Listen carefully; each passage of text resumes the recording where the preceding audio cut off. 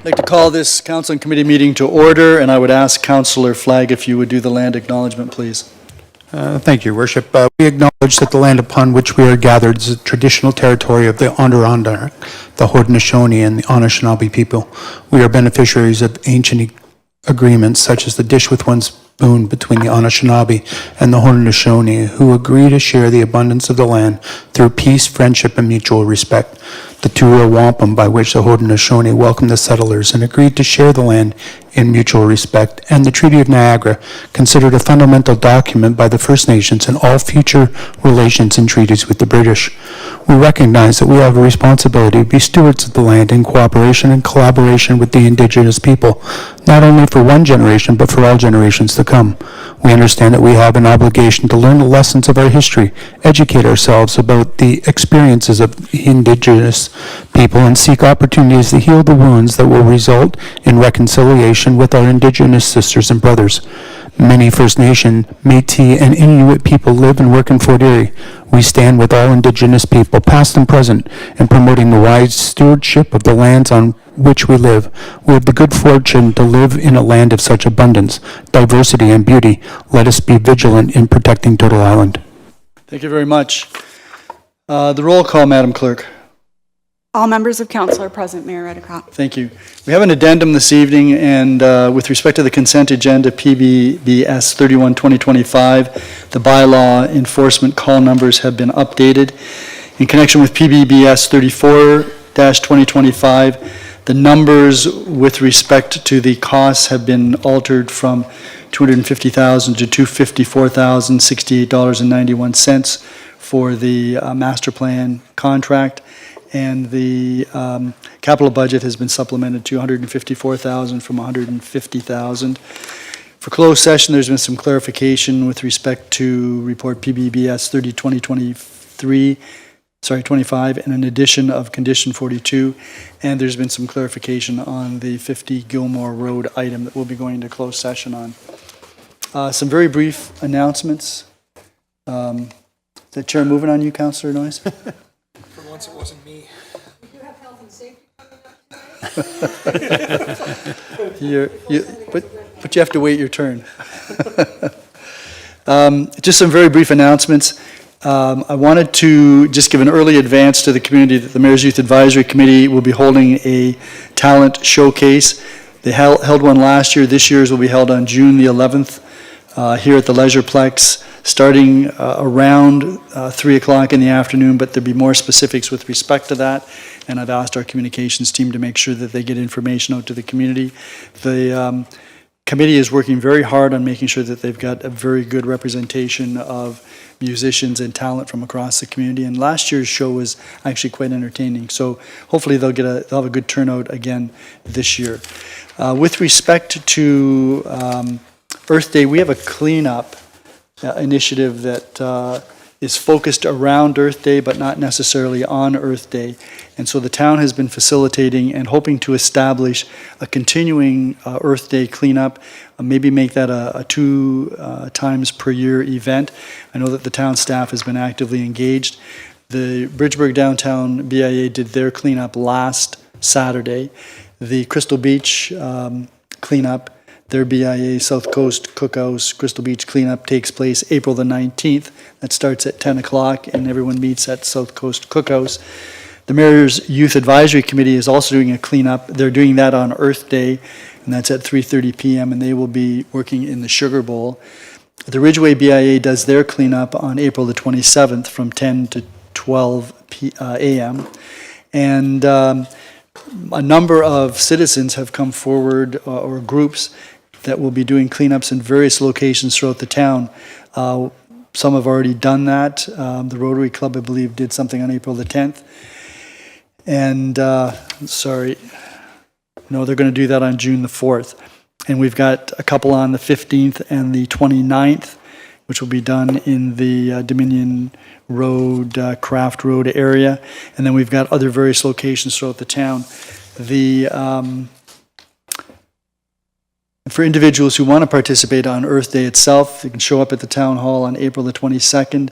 We do provide cleanup kits. map of the town where you could do a cleanup, and we also provide the pickup of any garbage that is collected. The town staff is actually doing a couple of cleanups on the 22nd. They're meeting at the Gibson Center, and there will be a Gilmore at Pettit Road crew and a Birdie Street at Thompson Road crew, and there will be some other staff volunteers working in the Green Acres neighborhood as well. So there's still an opportunity to sign up. The staff member here that you would contact would be Megan Opatovsky, and the town telephone number 905-871-1600, and ask for Megan Opatovsky. And then finally, I just wanted to provide a brief update.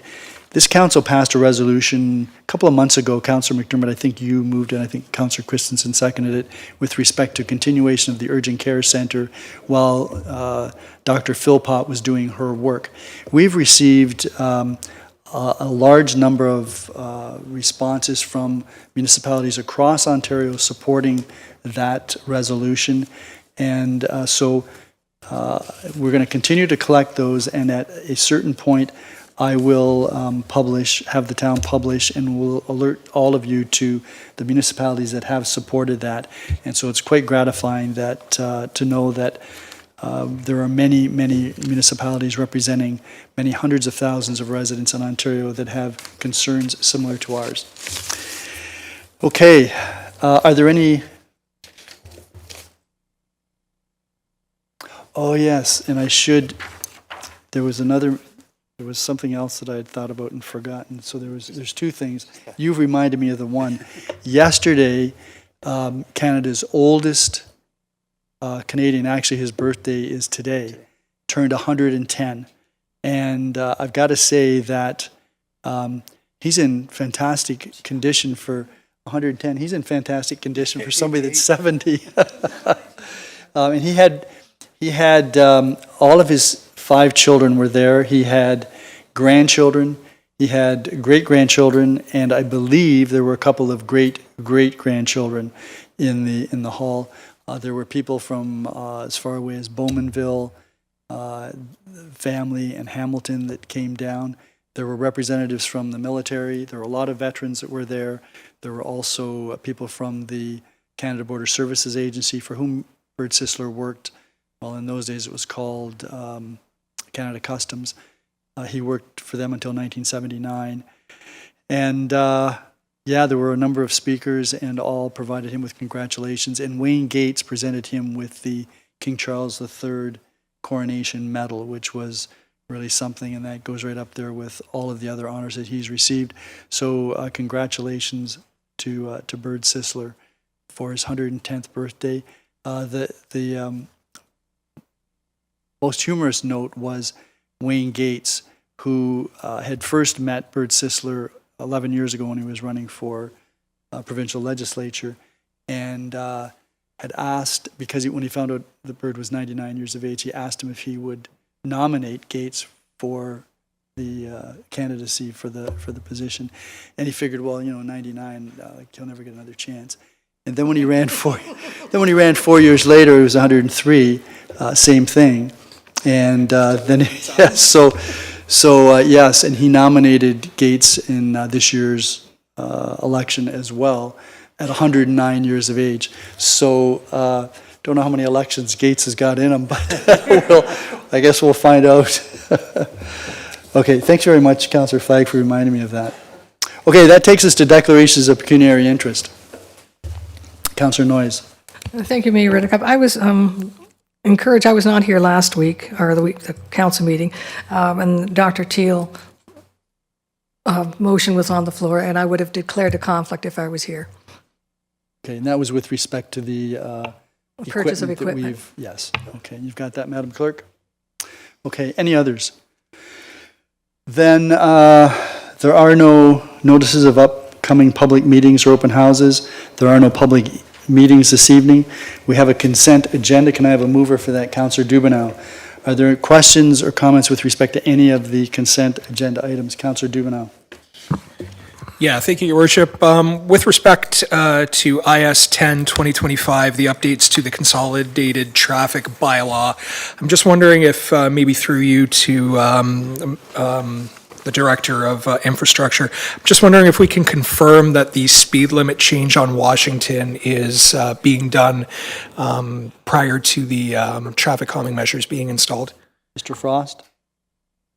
Through your worship, yeah, it's to put up the speeds now prior to the implementation of any future traffic calming works in concert with the traffic calming works that will come later this year. Mr. Dubanow? Yeah, and if I may just quick supplement, Your Worship, later this year, are we talking about summer having that done? Mr. Frost? Through your worship, I believe we're going to be going to tender for that in Q2 of this year, and then whenever the construction schedule permits. Okay. Councillor Flagg and then Councillor Noyes. Thank you, Your Worship. With respect to PBBS 31-2025, there's an indication that we'll be forwarding this to both of the school districts. At our last meeting, we had discussed an invitation or trying to get each of the school districts out, and I'm just wondering whether the CAO has any update on that. Mr. McQueen? Through you to Councillor Flagg, no, I don't have an update as of yet for a coordinated date, but I will advise you once we get a date coordinated. Perfect, thank you. Councillor Noyes? Thank you, Mayor. In regards to PPS 31-2025, just a comment about the bylaw. If we have, it wasn't in the report that I could find, but how many of these calls, and there were numerous and they're very, very busy, related to people not following the tree bylaw? Ms. Dilwaria, do you have that?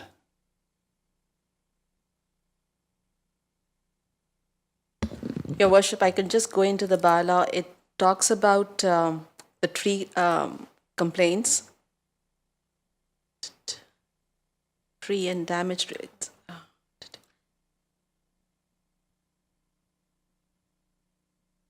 Is just it's about there are 17 calls, and the new calls are 99, and out of that 103 have been resolved. Councillor Noyes? It's the table which is on page 31.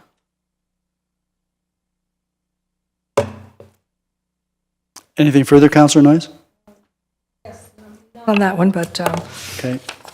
okay, the same one in regards to IS 10-2025 about South Mill Street. I'm just a suggestion is that I know that they're restricting, and I understand completely why we're doing it because of the parking and that.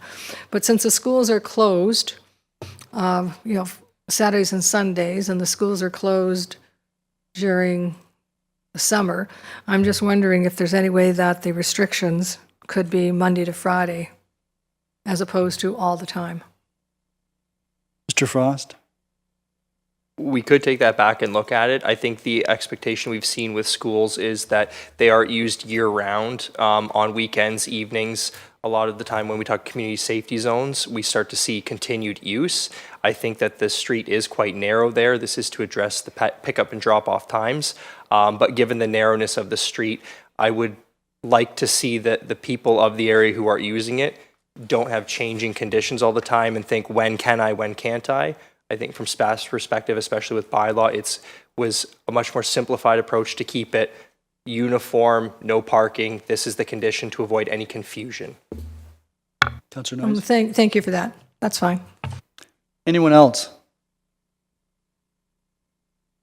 Mr. McQueen, I don't know whether you can respond to this, but the WSIB report, Health and Safety CAO 02-2025, on page 2 there's a reference to non-employee incidents. What would that be? Sorry I didn't take this up with you earlier. No, that's fine. Through you, those would be incidents where we may have members of the public in one of our facilities, like the Leisureplex, where there's an injury reported or physical damage to a building or something that didn't relate to a staff member of the town. Okay, and so that wouldn't go into our WSIB premium calculation, I presume? Through you, I'd have to check into that, but I don't believe it's listed as an employee incident, but we are still required to report them. Right, okay, thank you very much. If there are no other questions or comments, I'll call the question on the consent agenda recommendations. All those in favor? None opposed, that is carried. That then takes us to planning, building, and bylaw services. And Councillor Christensen? Thank you, Your Worship. Planning, Building, Bylaw Services Subcommittee is now in session. We have 3 presentations this evening. The first scheduled is by Felicia Ferruzzi, Coordinator Planning and Development Services, regarding the fourth quarter year-end development, which is PBBS-31-2025. Ms. Ferruzzi.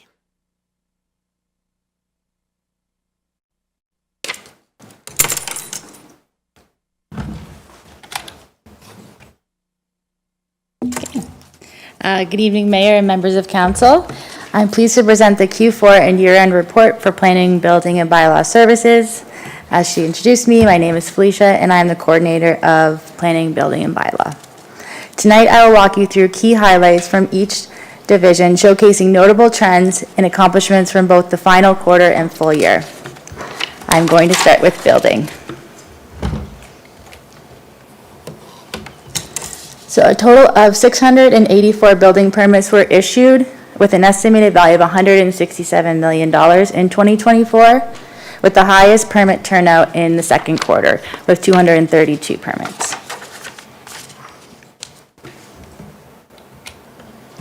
In terms of residential construction in 2024, 263 permits resulted in 293 units, with the growth led in the Ridgeway Thunder Bay area.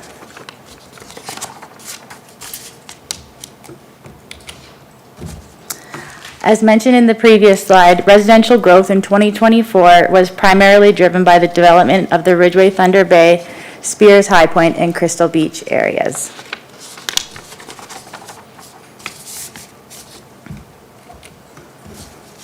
Next, I would like to highlight the industrial, commercial, and institutional permit activity. Industrial permit activity was down in 2024 compared to 2023, with commercial and institutional showing an increase in 2023.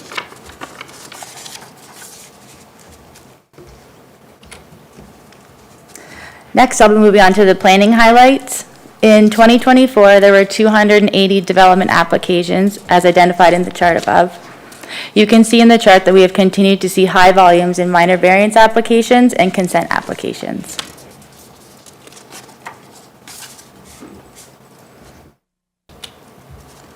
This slide is showing the data collected by the Niagara Region. The Niagara Region's 2024 Development Application Monitoring Report showed that Fort Erie had the most development applications out of all 13 municipalities, with a total of 167 applications.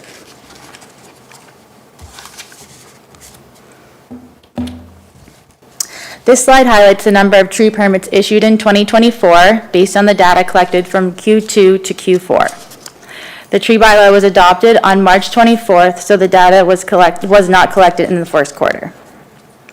Between April and December, the department processed 137 permit applications with an estimated value of $8,925. In addition, we collected $14,300 in cash in lieu payments. The money is collected when trees can't be replanted on site, and funds are used for planting trees elsewhere in the town. Before I move into the bylaw highlights, I did want to point out there was a discrepancy in the appendix of the report. The subdivision plan does not align with figure 24, which represents the draft approved subdivision inventory. This will be corrected in Q1 2025. Now moving on to the bylaw highlights. In 2024, the team responded to 2,170 new calls for service and issued 607 parking tickets.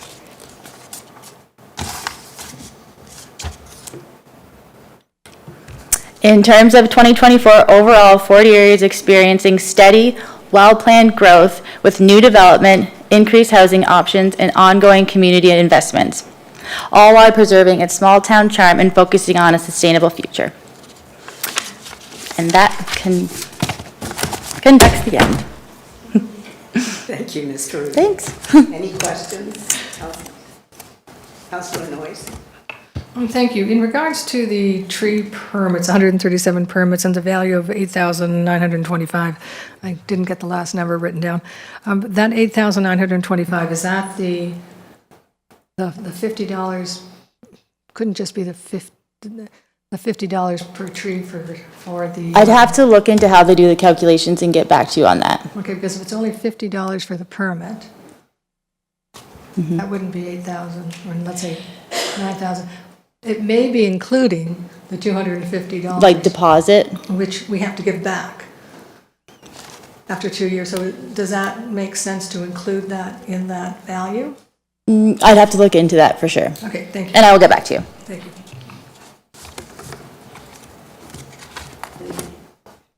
Okay, thank you very much. Our second presentation is by Jessica Abrams, Senior Environmental Planner, read the tree bylaw amendment, which is PEDS-32-2025. Ms. Abrams.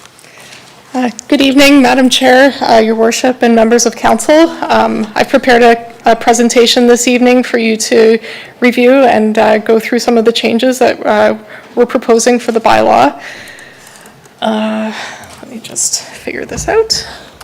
There we go. So for some of you that don't know me, I thought I'd give you a little bit of an introduction of myself and a bit of my background. So my name's Jessica Abrams. I completed a master's degree in environmental studies at York University. Prior to working here, I worked for the NPCA for close to 3 years as a watershed planner. This work experience gave me a really good, strong understanding of the natural environment system and the understanding of Niagara's watershed. More recently, I worked in the city of Hamilton as a natural heritage planner. In that role, I took on a more senior role in doing a lot of development review for large applications, looking at a lot of very complex applications, reviewing environmental impact studies as well as tree protection plans. I did a lot of coordination with the forestry department in Hamilton. In addition, I was the project manager for the urban forest strategy, and they were looking to consolidate all 5 bylaws when they amalgamated into one, so that was an interesting project to work on. All that being said, I was really excited to come to Fort Erie and help implement the bylaw here. And I would say that the first year of the tree bylaw has been quite a good success. I think that we can be proud of the fact that there have been several charges laid for clear cutting, and over 130 permits have been issued. So a snapshot of some of the changes that are proposed in the amendment to the bylaw are looking at a new clause addressing tree stump removal, further definitions to provide a bit more clarity on permit applications, additions of definitions for tree protection zones and a reference to the tree preservation and replacement guide, an addition of an imminent threat clause to remove trees prior to the issuance of a permit in emergency situations, and changes for compensation ratios for development. Tree conservation. So some of the reasons it's important to conserve trees are looking at protecting habitat for wildlife, deer, bats, birds, etc., carbon sequestering for climate change, shade to reduce the urban heat island effect, increasing biodiversity in the town. It regulates water flow and improves water quality to have trees, enhances the natural beauty of the town, and as we all experienced during COVID, it can really provide a lot of mental health and physical health benefits to have trees around. So some of these changes I'm not going to spend a whole lot of time on because I have a lot of slides and I know that we're limited on time this evening, but I'll try to go through the high-level highlights. So some of the changes that we're adding are just adding a little bit further definitions. So the arborist, we're kind of providing a clause in there that gives a bit more credence to people that don't necessarily have the credentials but have a lot of experience as an arborist. Cash in lieu payment, we didn't have that definition previously, so that's added. Imminent threat, I kind of touched on that earlier, but essentially to give a clause for people that might have a tree that could fall on their house or cause danger. A landscape plan or planting plan. This is a plan that gives us better information when we're looking at a more complex application with several trees that are being removed. If they're looking at replanting, it has a professional that can look at species and soil volume, et cetera. The natural heritage system, there was further wording added to the definition to make it a bit more clear on how we define a natural heritage system and trees within it. The tree preservation and replacement guide, again, that's a guide that was made by staff to help applicants, and we just wanted to have that in the bylaw. Tree protection zone, this is important because this defines the zone in which tree protection fencing should be installed. Previously, we didn't have that. It's a helpful information to have as a guide for people that are putting together tree protection plans. And then scope, we decided, we thought about adding a minimum in the natural heritage system to 10 centimeters rather than any size, just because under 10 centimeters you're looking at saplings really, and they're not providing a whole lot of ecological value. And this is in line with a lot of other plans across the province. General prohibitions, so some of these clauses have been added just to assist with bylaw in laying charges. And then same with the tree stumps. So we added this clause with respect to tree stumps because what we were finding is that some people were cutting down trees and removing the stumps, and then it became very difficult to determine the size of tree that was removed, so we wanted to be able to add a further penalty for that action. Imminent threat, we've kind of touched on that already, so I'm not going to get into that. Invasive species, so we've added a clause here where, I'll read it out, there may be some instances where an invasive species tree may require compensation. Some invasive species, not all, can provide a large canopy cover and habitat to bird and bat species. Invasive species listed in 6.1C will be evaluated on a site-specific basis for Planning Act applications, including zoning bylaw amendments, official plan amendments, site plan control, consent amendments, minor variances, and/or draft plan subdivision condominiums. So this, I would say, is generally intended for larger developments, and it's there in a situation where, you know, if you have, let's say, I'll take for example a Norway maple that's providing a big canopy cover and is providing habitat to bird and bat species, and it's a big old tree, and it's part of a large stand of other trees. In that case, you know, staff are of the opinion that compensation there should be some compensation requirements. There have been some further species added to the invasive species list because there was only 4 species previously, so it's a bit more comprehensive. There have been some changes for permit issuance.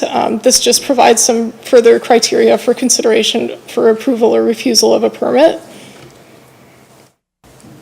And the minimum tree replacement size was increased to 50 centimeters versus 30 centimeters. The reason for this is just that the survivability of a 50 millimeter tree is generally higher, and it's in line with most other municipalities.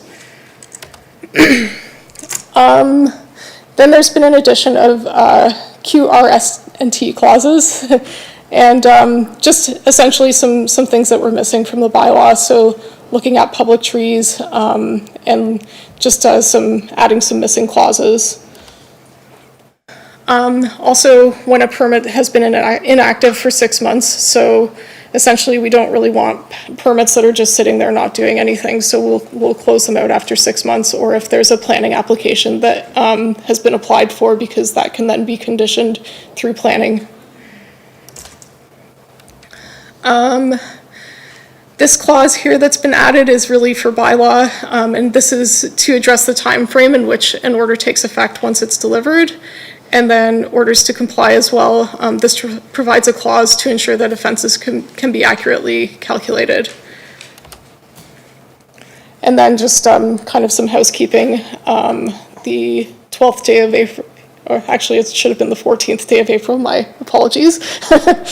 And then the bylaw doesn't apply to trees that have been previously approved. This is just a minor wording revision because the other wording was a little bit confusing. And then getting into the tree stumps, so this is a new charge that we're looking to implement, where if someone removes a tree stump, they'll be charged a maximum penalty of $4,500, plus looking at the size of the tree at the maximum size and compensation ratios. Really, this is to assist with bylaw in enforcing situations where people are tampering with evidence, essentially. Schedule B, this is looking at adding a bit of wording to clarify in a situation where there's an occupied dwelling or a single detached dwelling that's been approved by a building permit. That wording wasn't in there previously, and that just provides a bit further clarification. And any other permit holder who will be applying for a consent or any other relevant planning application will be subject to the replacement ratios depicted in Table B1. So this is the original replacement ratios and what's currently standing in the bylaw.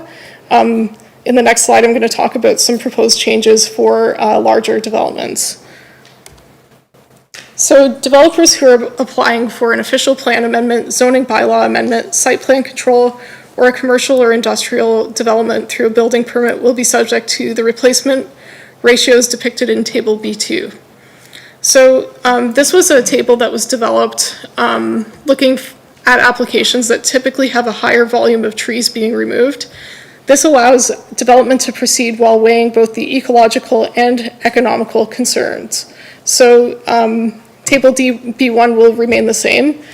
The reason this came forward was there were some concerns from some developers with using Table B1 that the amounts became extremely high and difficult for the developers to proceed. So this is the proposed change looking at Table B2. And essentially the maximum amount of trees that would be required for a compensation would be 5 trees at a very large tree of 115 centimeters diameter at breast height. So that would be quite a large tree, probably over 60 years old, generally, if you're dealing with a tree of that size. And I would say that this is generally in line with what Burlington has for their compensation ratios. This has been really carefully considered and thought out to come up with this table. In addition, we've looked at adding a cap at a maximum of $250,000 cash in lieu per 5.5 hectare site. Any site over 5.5 hectares will be assessed on a graduated scale, like for example, 250,000 plus 50,000 per additional hectare. Enhancements can be factored into the tree calculation as well.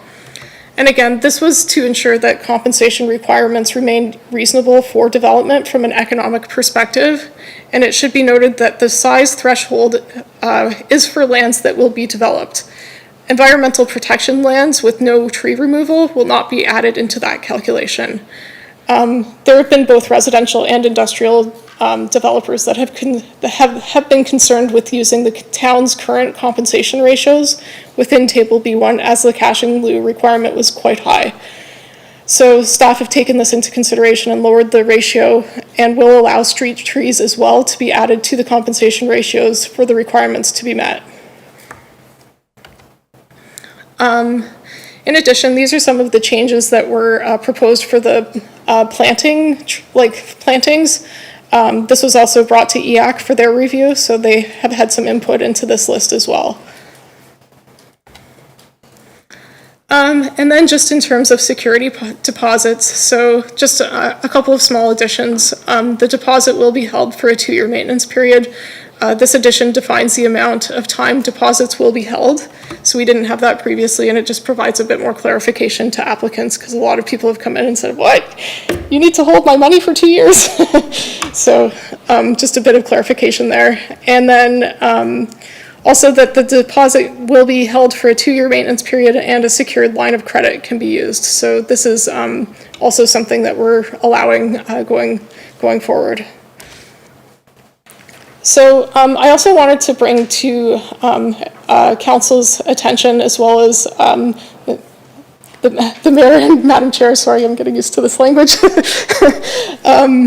Just an email that came through today, and this is an email that came from someone in the development industry, and I wanted to provide some context and some information.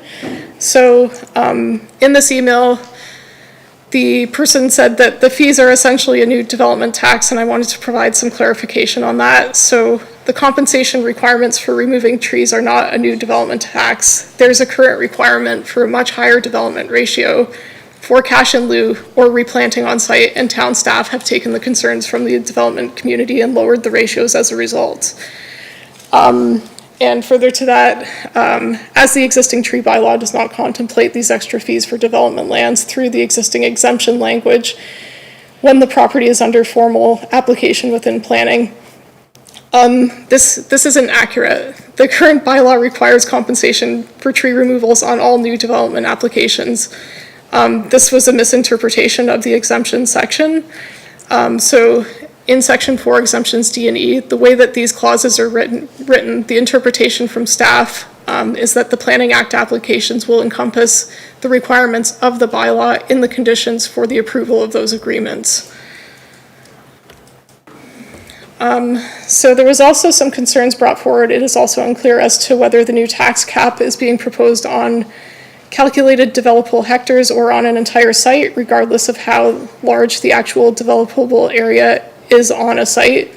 By way of example, I am working on a site that is approximately 9.7 hectares in Stevensville. However, only 5.34 hectares of the site are developable under zoning due to EP/wetland areas within the development that are and will remain protected and not developed. So just to make it clear, the bylaw will only apply to lands that are being developed and where trees are being removed. If no trees are being removed in EP lands, those lands would not be added to the sum of the total development.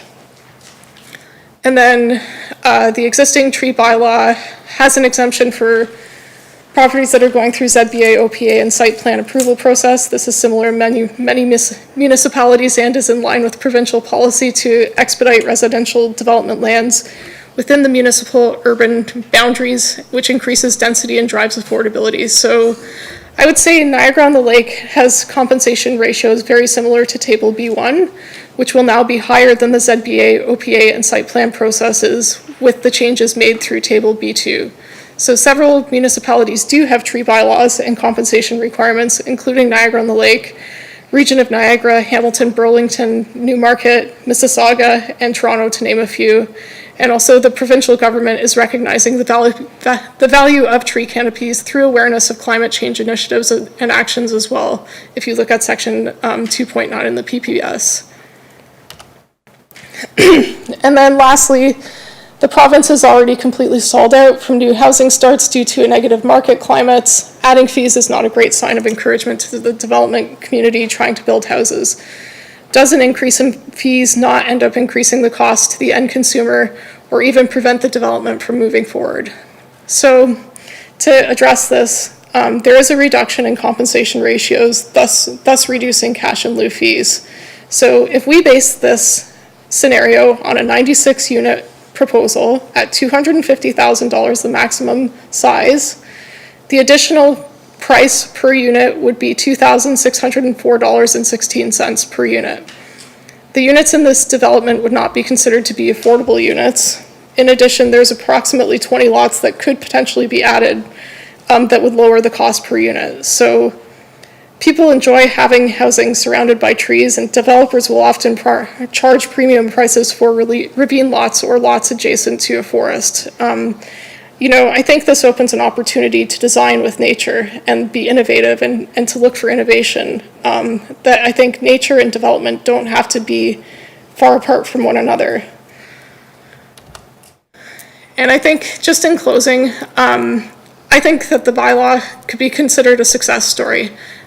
Several charges have been laid, including the biggest charge the town's laid today for around 50 trees being removed illegally.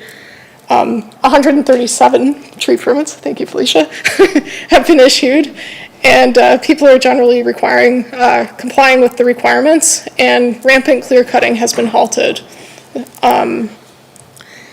if compensation requirements are removed for developers, then there's nothing stopping developers from clear cutting. Careful consideration was given to the reductions in the compensation requirements, providing an incentive for an incentive for a cost of doing business by keeping compensations ratios too low is a risk. With these changes, Fort Erie is in line with other municipalities' requirements and is taking a balanced approach towards preserving the tree canopy and growth requirement of development. And that's it from me. Thank you very much, Ms. Abrams. Do any members of council have questions? Your worship. Yeah, just a couple, and thank you very much. Oh, sorry. Sorry, go ahead. Okay. No, that's fine. Was there something you wanted to add? Okay. No. I was curious about the approach to the additional invasive species, and I understand that some of them do become quite large, but if some invasive species can be removed and some can't be removed, that places the entire discretion in staff's hands. That's correct. And is there going to be clear guidelines as to how that discretion will be exercised? Some guidelines could be provided, and some further that could definitely be developed if that's a wish of council and the mayor. I would say generally it was looking at it from a site-specific type of basis, and certainly not all invasive species are created equal. If you look at a tree like the tree of heaven, which is highly toxic, certainly there's not going to be any circumstances where staff would allow that tree to exist, and there would be no compensation requirements for that. It's a benefit, such as same as buckthorn or certain really harmful invasive species. However, if you're dealing with something like a Norway maple that's providing a big canopy in some areas, that becomes a different conversation. Right. So if I might, Chair, I do think that's advisable that there be some guidelines for exercise of discretion. And I also noted that the tree species that are identified as being preferred tree species only has one type of pine and one type of spruce. Is there a reason for that? It was generally based on the existing list and also what's native to this area. Again, it wasn't just, it wasn't a single decision. It was also brought to EAC for their input. So in order to expand that list, there would have to be an amendment to the listing. Yes. Okay. And if I might, Chair, I had one other question.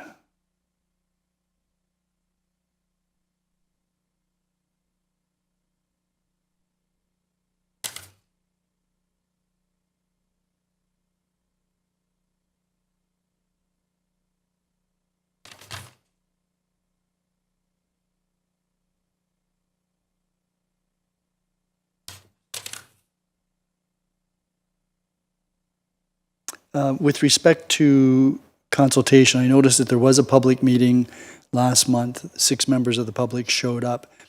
Have all of these changes been presented to the Environmental Advisory Committee for their comments? Yes. This was brought to the Environmental Advisory Committee, both the last meeting and the previous meeting, so they've had a chance to have some input. So they've seen what we've seen tonight? Yes. Okay, thank you very much. Other questions? Councillor Flagg. Thank you, Madam Chair, and thank you for your presentation. Just a couple of quick questions. What would the cost differential between the current 30 millimeter sapling and the 50 millimeter sapling be for replacement? Through the chair to Councillor Flagg, I don't actually have that information handy, but I could find out for you. It's more of a, yeah, that would be helpful. More of a curiosity as to what the ultimate impact on planting those new trees will be to the individuals. And with respect to the stump grinding, how would a resident make sure that they're able to grind a stump that was cut 3 years ago, as opposed to it appearing as though they were grinding a stump that was cut 3 weeks ago? That's a really good question. In those circumstances, typically, bylaw would take someone like myself or my colleague Zach out to take a look at the site. And generally, we can see through aerial photography and also the site itself how old the tree is. And typically, it's pretty obvious if the tree is under 6 months old or if it's older than 6 months old. If it's older than 6 months old, generally that's when we would look at not really pursuing any further action. If I can continue then, you wouldn't be able to know that after the tree was properly ground, the stump was properly ground and disposed of and overseeded, would you? Well, if the tree was properly disposed of, I mean, it depends on the situational. I guess it's, if you're looking at something that's been ground and taken down, usually a complaint comes in, and that's when staff would go out to a situation and go and investigate. Typically, there's photos, like aerial photography, available within 2 years. So generally, we're looking within that time frame. It's kind of a case-by-case scenario. But we're not requesting that before someone grinds a stump that has been down for 2 years, that they get a permit? Generally not, no. Okay, thank you. Councillor Noyes? Since we're on the tree stump, I will continue before I do my other questions. Do any of the other municipalities have a tree stump bylaw? I haven't looked that deeply into the other municipalities, whether they have a tree stump requirement or not within their bylaw. Okay, so thank you for that. If I can continue. In regards to the tree stump again, you're saying something they could take an aerial picture and see if the stump is, not the stump is more than, if the tree was more than 6 months old on an aerial photography. So, and I don't know a lot about that, but from an aerial photography, you can tell whether the breast height of the tree is 30 centimeters or less. That's a general, like, it's, I mean, that gets into tricky waters. So you can take a good estimate of the size of a tree from aerial photography, and you can generally get a sense of the size, but is it going to be 100% accurate? Probably not. And considering that, could you, if someone objected saying, no, that tree was only this big instead of this big, would we have a leg to stand on? In a situation where it's where it's a single tree that we're talking about, and it's a tree stump that's within 6 months, I mean, I don't know, like, that's getting into waters that are a little bit tricky, for sure. If I can continue, you're talking about the 6 month, and I don't know where that 6 month came from, because I always understood it was like a 30 centimeter. Oh, within the urban boundary, it's a 30 centimeter DBH, that's correct. Within the natural heritage system, with the changes proposed in the draft amendments, it's 10 centimeters. Okay. So we're talking this big. yes. So when you're talking about the 6 month old, and you're talking about, number one, if it's 6 months old, there's not going to be any stump. They're just going to take a shovel and it's gone. Not encouraging that. I'm just saying you're not going to have any tree stumps that are 6 months old from trees that are 6 months old, in my opinion. So I'm going to go on off the stump thing. I don't agree with the stump thing. Just to let you know, I don't know how you could tell what's an old tree. Might I just ask for clarification? Sure. The question around the 6 months, that related to the period of time after so the stump is 6 months, not the tree. Correct. So or the period of time in which you can make a judgment after a tree has been taken down. that's correct. Like, so what we're looking for in those situations is we're looking for tracks of vehicles, we're looking at dirt excavations, we're looking at sawdust, we're looking at all of the evidence around to suggest that that tree stump had been removed recently. Whereas if it looks like that was potentially removed a year ago, that doesn't give us much to go off of. I guess that's where I was coming from, and thank you for the clarification. I appreciate that because I thought we were talking about the tree itself. So just going on that information.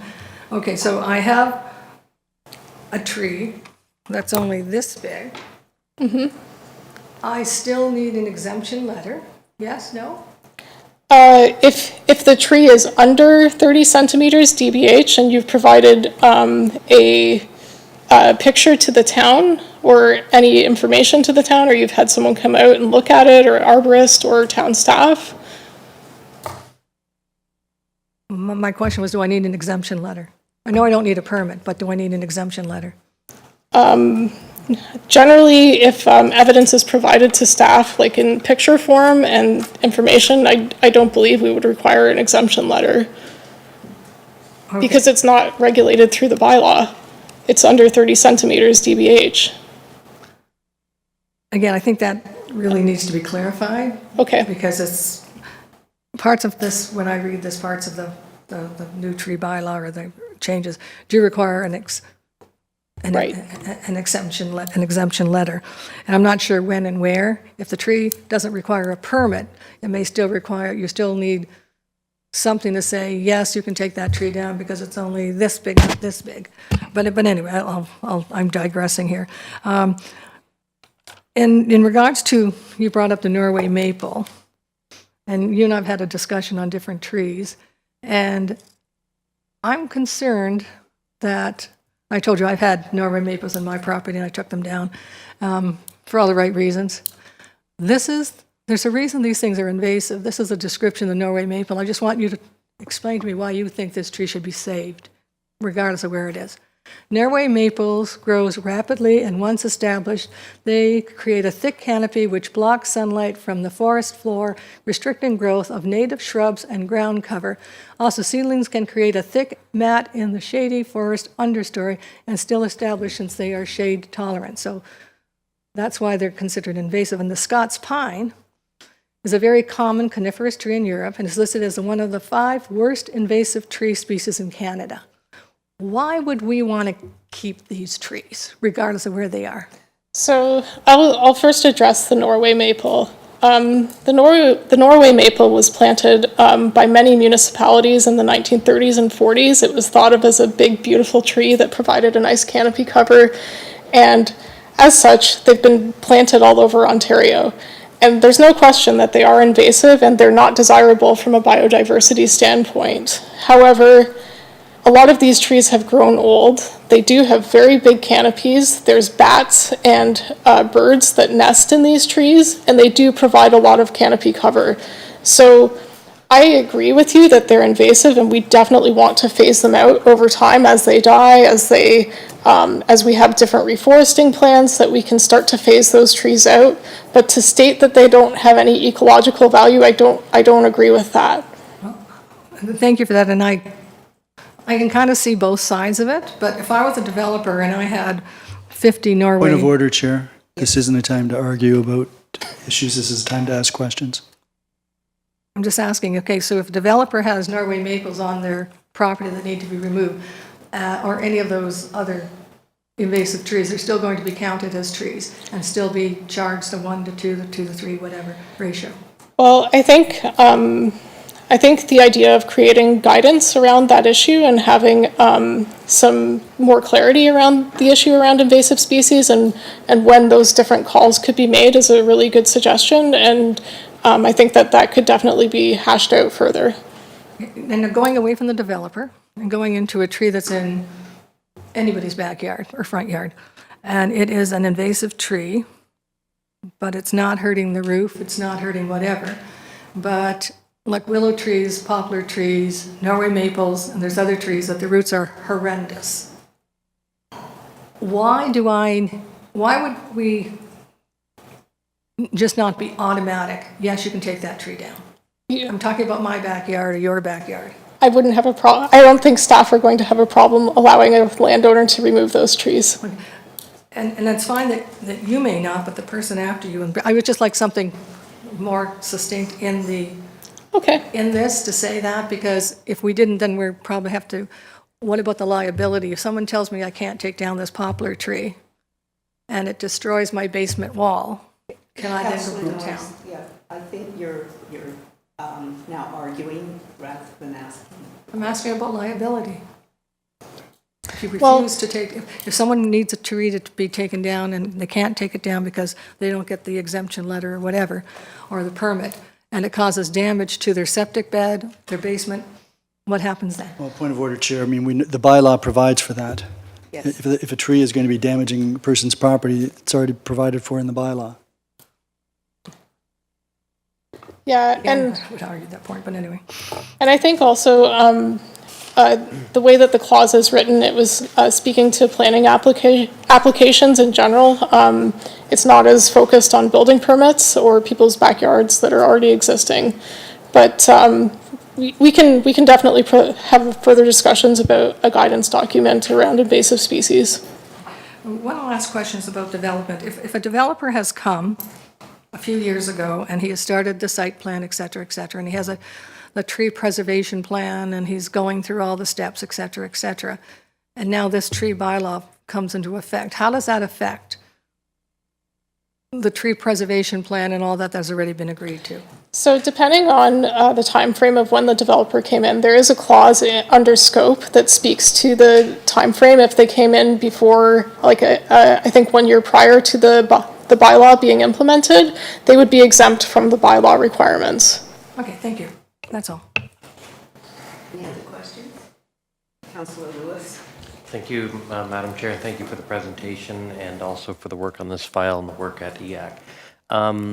Can you speak about the closing of permits? And I appreciate that that was something that was taken into consideration, but I guess my one question on top of that and related is when the permit has not been closed after a period of time, do they have to reapply or repay? So maybe if you can just walk us through that closing of permits. Sure. So the thought process around that is that sometimes people come in and they open an application and they are told that they need to meet a requirement. Let's say, for example, there's 5 or 6 trees that need to be removed on their property. They're told that they need to obtain an arborist report. They decide, that's a lot of money. I don't want to go through the headache of doing that. And they don't communicate to staff that, hey, we don't want to pursue this any further. In that case, typically staff would reach out and say, hey, are you still interested in pursuing this permit, or should we close the permit? And generally, like, there would be a reach out through email first to just ensure that the applicant was okay with closing the permit. And if there's no response, we would eventually close the permit after 6 months. Thank you for the clarity on that. And then further, there was a slide that talked about this tree stumps and the tiers. Those are tiers related to the diameter of the tree, if I understand it correctly, or not? I think the tiers of the tree stumps are actually in order of offense. So the first tier is for the first offense, the second tier is if it's offended twice, and the third tier is if they've a third time offender. Okay, then thank you. And my last question, I know the intent of this bylaw was to focus more so on 2 things. One, controlling the clear cutting that was happening and has been happening for years, and the other being preserving our urban tree canopy. And you and I spoke earlier today about some of the reasons why we may not plant a replacement tree within the urban area boundary, and I'm wondering if you could just share that with council as well. Sure. So currently when the town collects cash in lieu for trees, we look at different spots to replant trees within the town, and generally that's been within the town's parks and open space where there is available space. So that space is eventually going to get filled, and at that point, generally right now we're focused on the urban area to replant. However, there may come a time that we may need to look outside of the urban area if we run out of capacity of town-owned lands to plant. But I would say generally right now the focus is on replanting within the urban area. Thank you for the clarity. Are there any further questions? Thank you very much. Yes, Councillor Noyes. Thank you, Councillor Christensen. Just on the thing that Councillor Lewis was done, can we then not add to the bylaw when it comes to tree replacement that it's only outside the urban area? Like if the tree comes in an urban area, it has to be replanted in the urban area or the heritage area when there is capacity. Just add that phrase and I'll be happy. Yeah, I don't see why we couldn't add that. Thank you. Thank you very much, Ms. Abrams. Thank you. Our third presentation is by Zachary George, Junior Environmental Planner, regarding naturalized gardens, PBBS 33-2025. Mr. George, welcome. Good evening. Thank you for having me.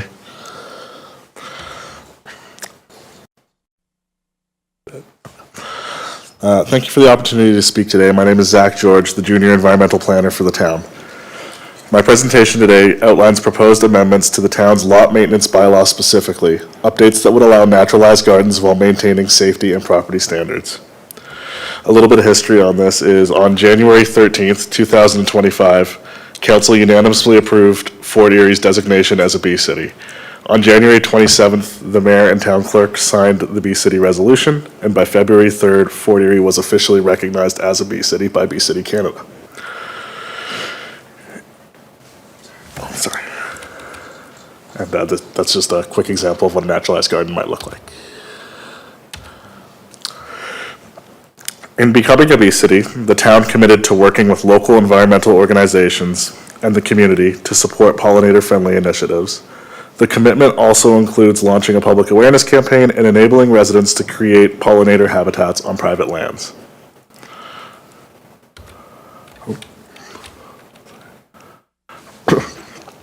The current lot maintenance bylaw prohibits vegetation from growing over 15 centimeters in height, which technically includes naturalized gardens. As naturalized gardens are a critical part of creating pollinator-friendly spaces, the town would not be able to fulfill its Bee City commitments without amending this type of language. Sorry. Under the current bylaw, why is this going automatically? Sorry.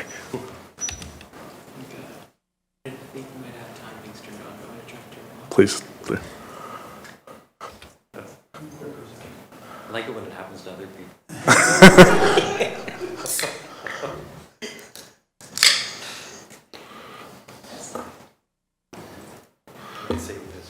Company. Yeah. My apologies for the delay.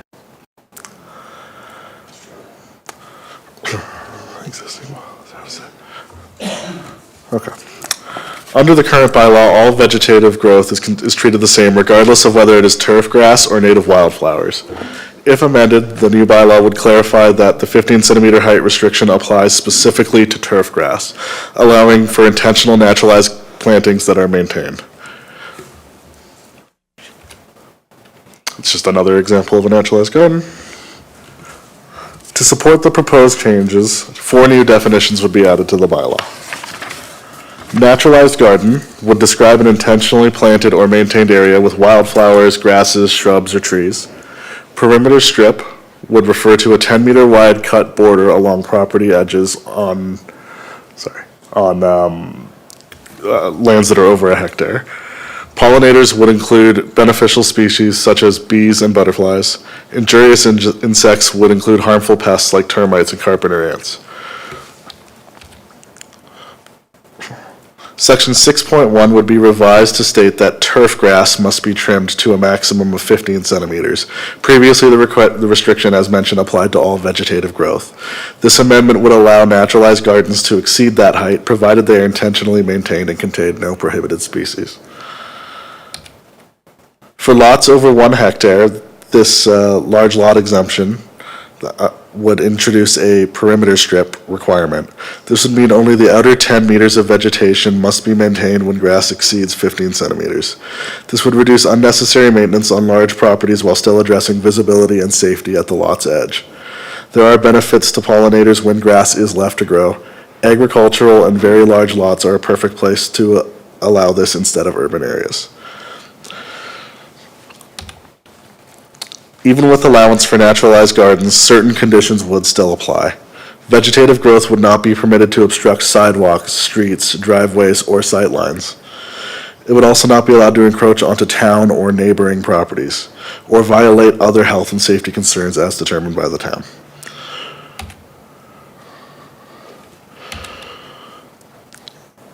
A list of prohibited plants would be introduced to help prevent the spread of invasive or hazardous species.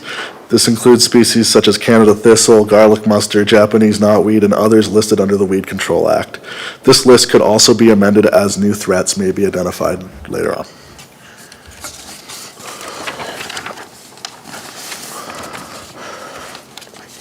The weed removal requirements would remain the same. They would just move to section 6.5 for logistical reasons. Property owners would still be responsible for managing weeds through pulling, root cutting, soil turning, or herbicide treatment in accordance with provincial laws. Section 6.6 would continue to require that land be kept free from injurious insects, rodents, or unsafe natural growth.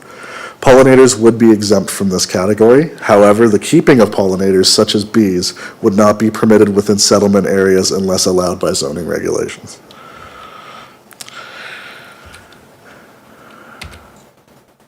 It is important to note that case law in Ontario supports the protection of naturalized gardens. Courts have consistently ruled against municipal attempts to regulate naturalized plantings based solely on visual appearance.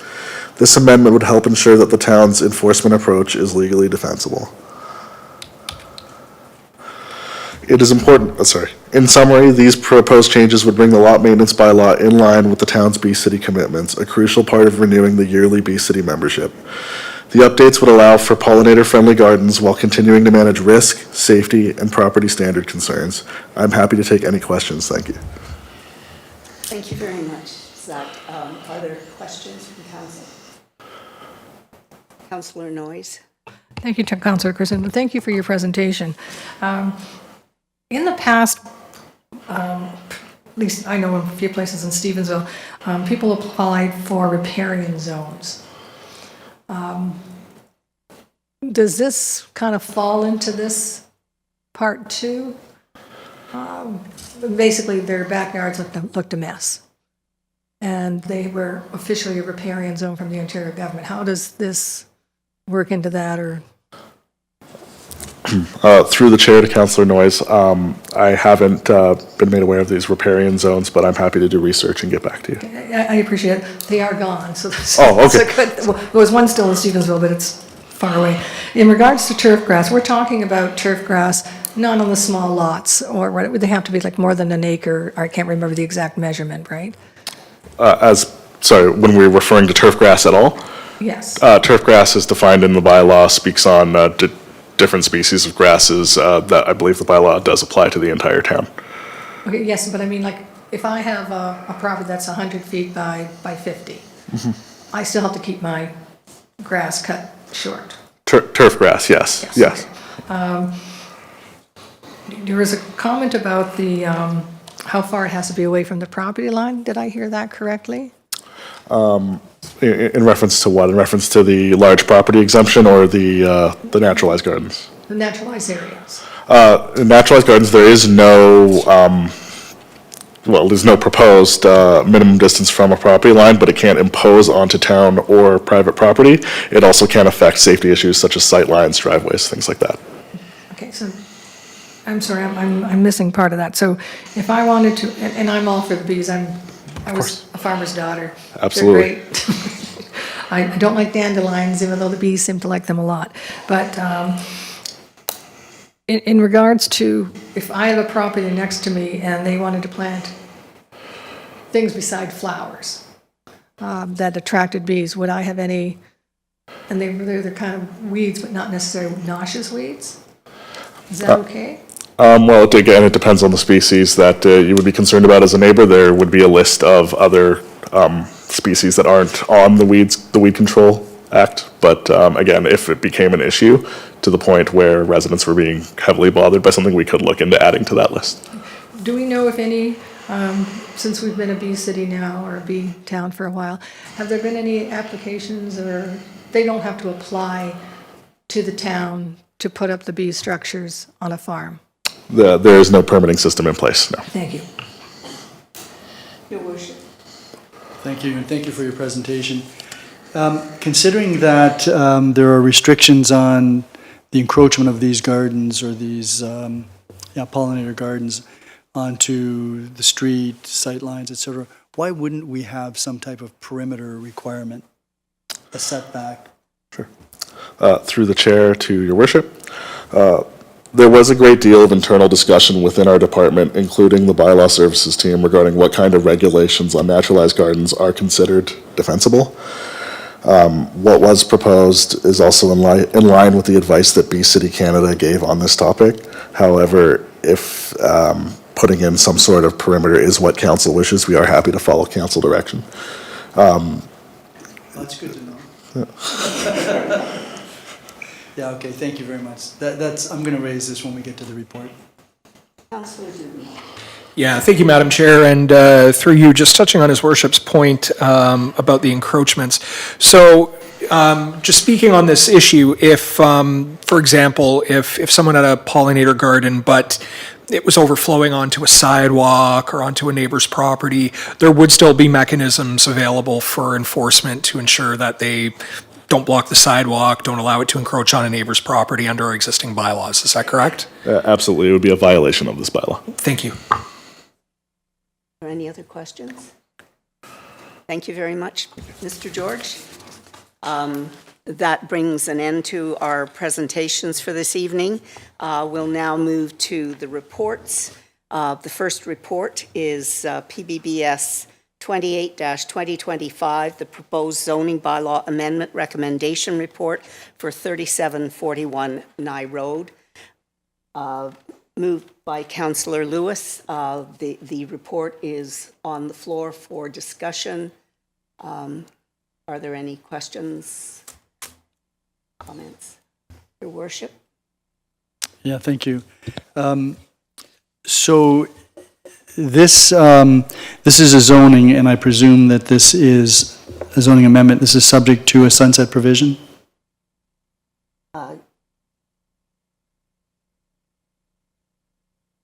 Madam Chair, through you to His Worship, yes, council can impose a sunset clause if they wish, yes. So we could amend the report to require a 3-year sunset provision, I presume? So I'd like to move that amendment.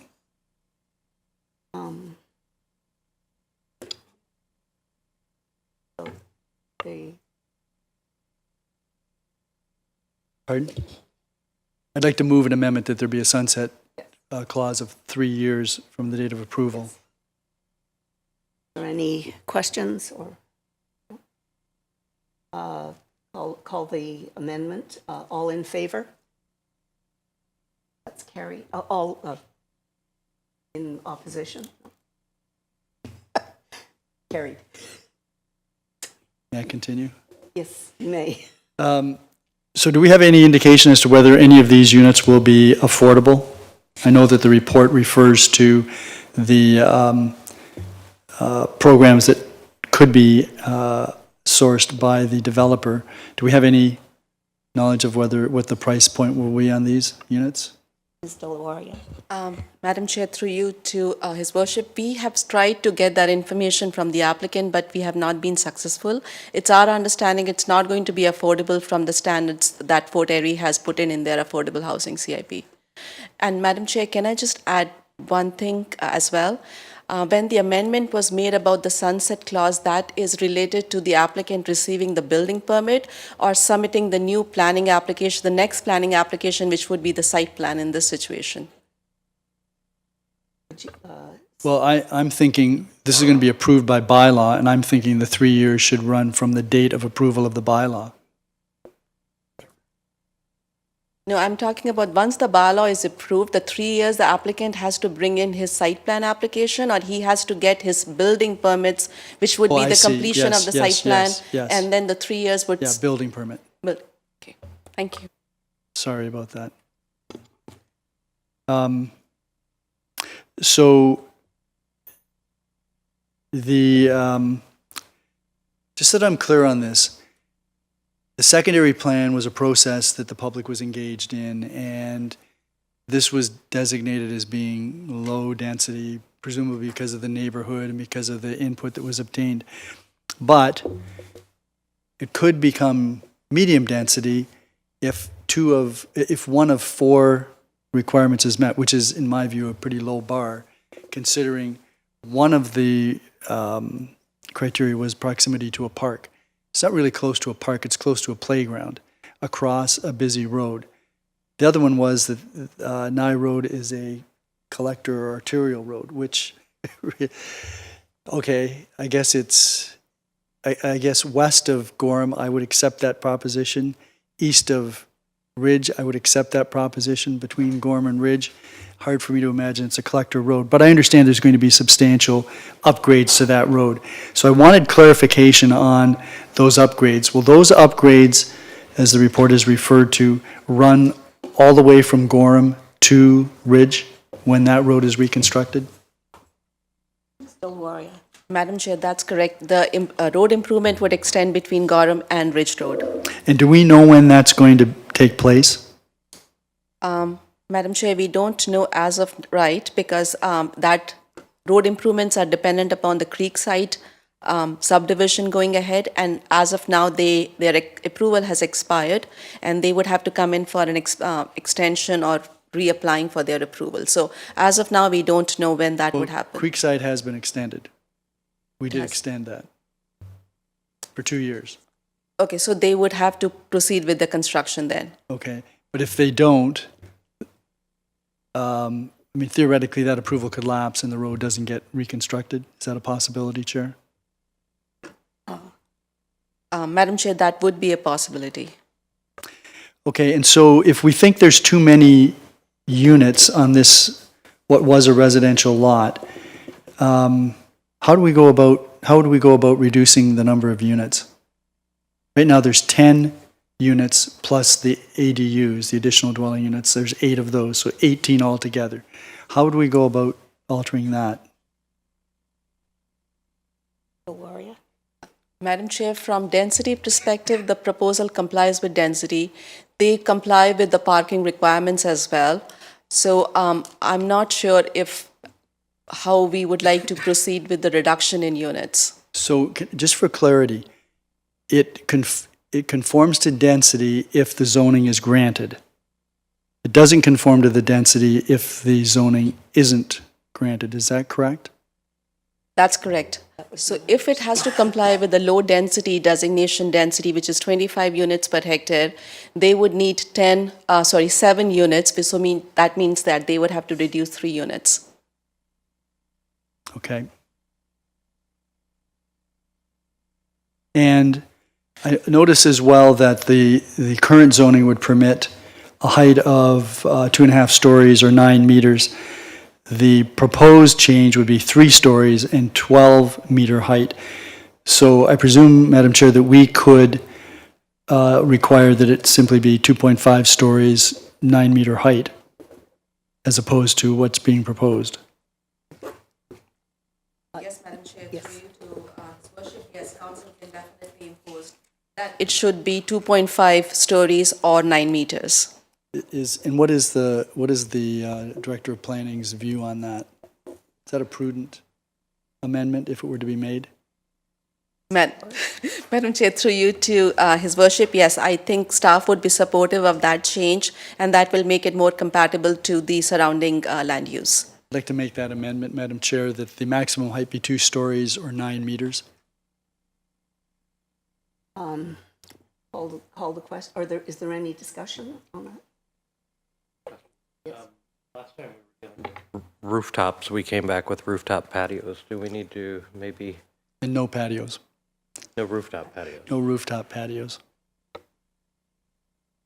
Call the question. All those in favor? Can I just?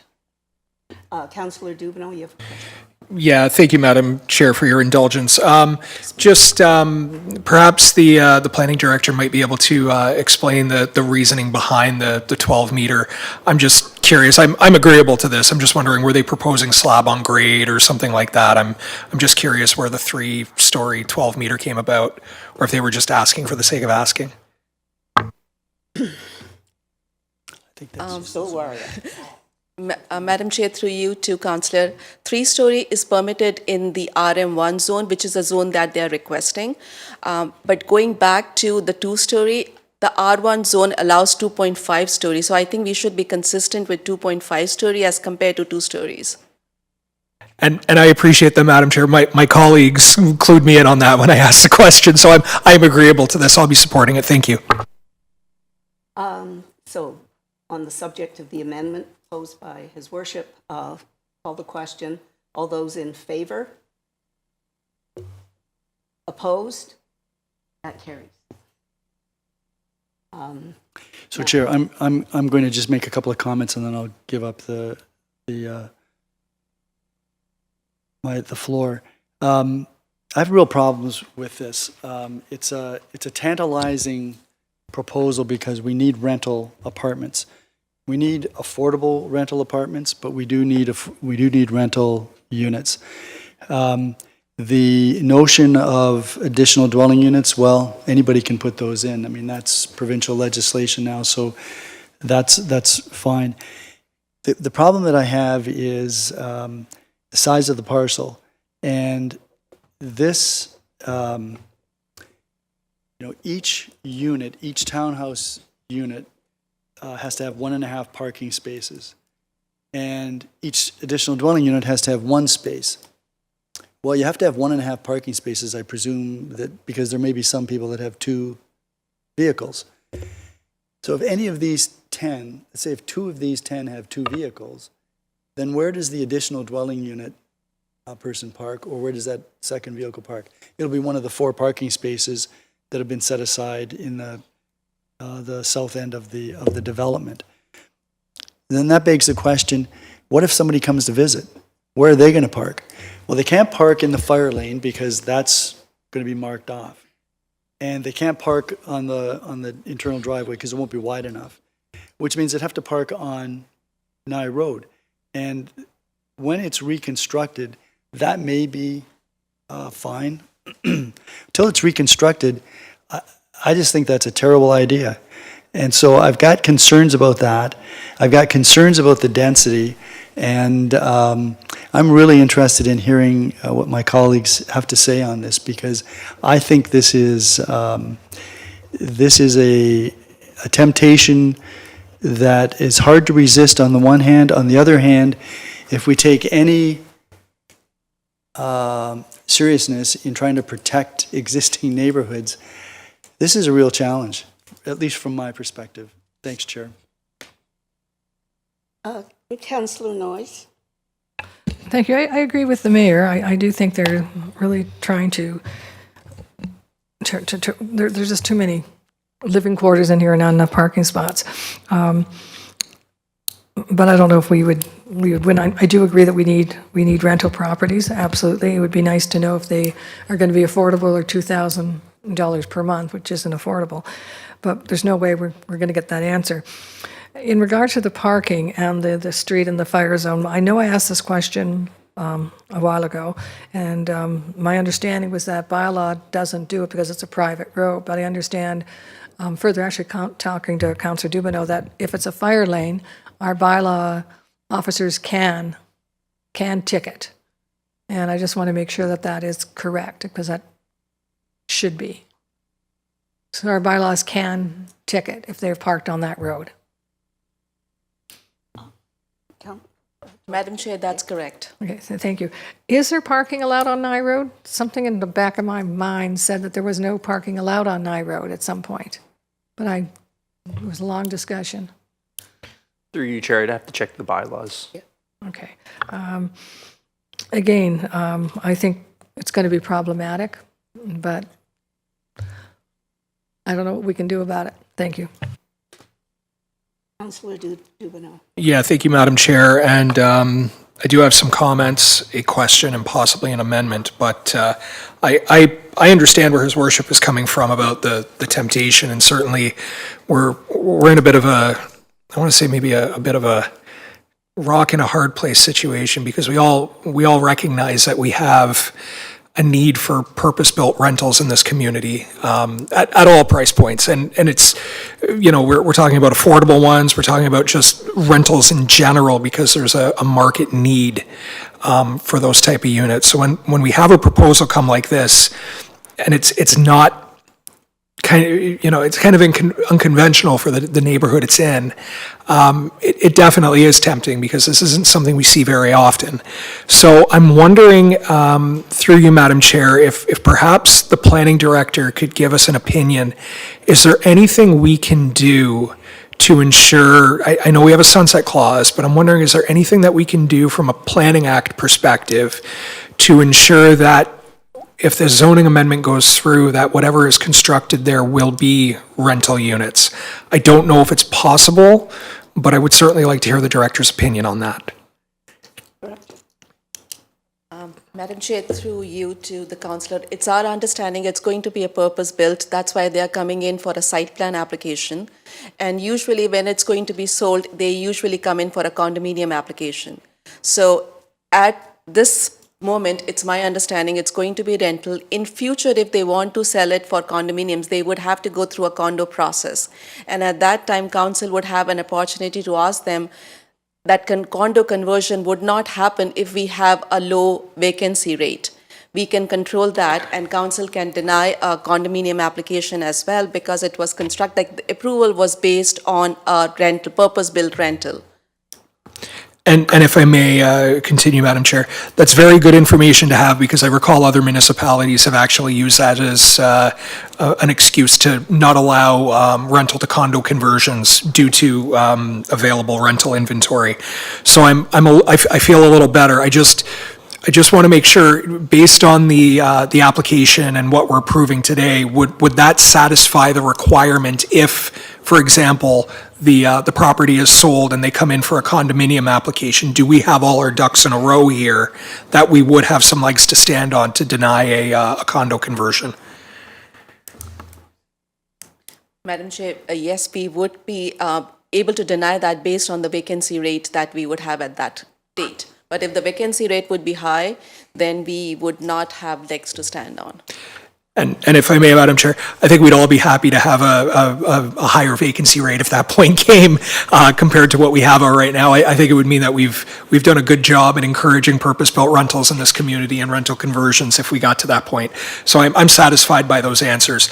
I am going to be supporting this, and it is simply due to the fact that, we do not, and I mentioned this when we had the information report come up, we really do not have a lot of applications that we see for purpose-built rentals. And, it's that situation of trying to balance the wider need of what we're trying to look for in the community. And we have our housing needs assessment report, which identified this need. I understand some of the residents in the neighborhood have concerns about it. Certainly, I recognize I'm not immune. I have vacant property surrounding where I live, and I know one day an application may come in, and I'm going to be in the exact same boat. A lot of us in the municipality are going to be in that boat, and I'm not, we're going to deal with it when it comes up. So I am going to be supporting this based on the information that Ms. Del Warria provided about our ability to enforce it as a rental unit. And I'll just leave it at that. But I understand the concerns. I look at it at a perspective of where we're trying to get with housing. And I think it's an opportunity we can't pass up. So I will be supporting it. Thank you, Madam Chair.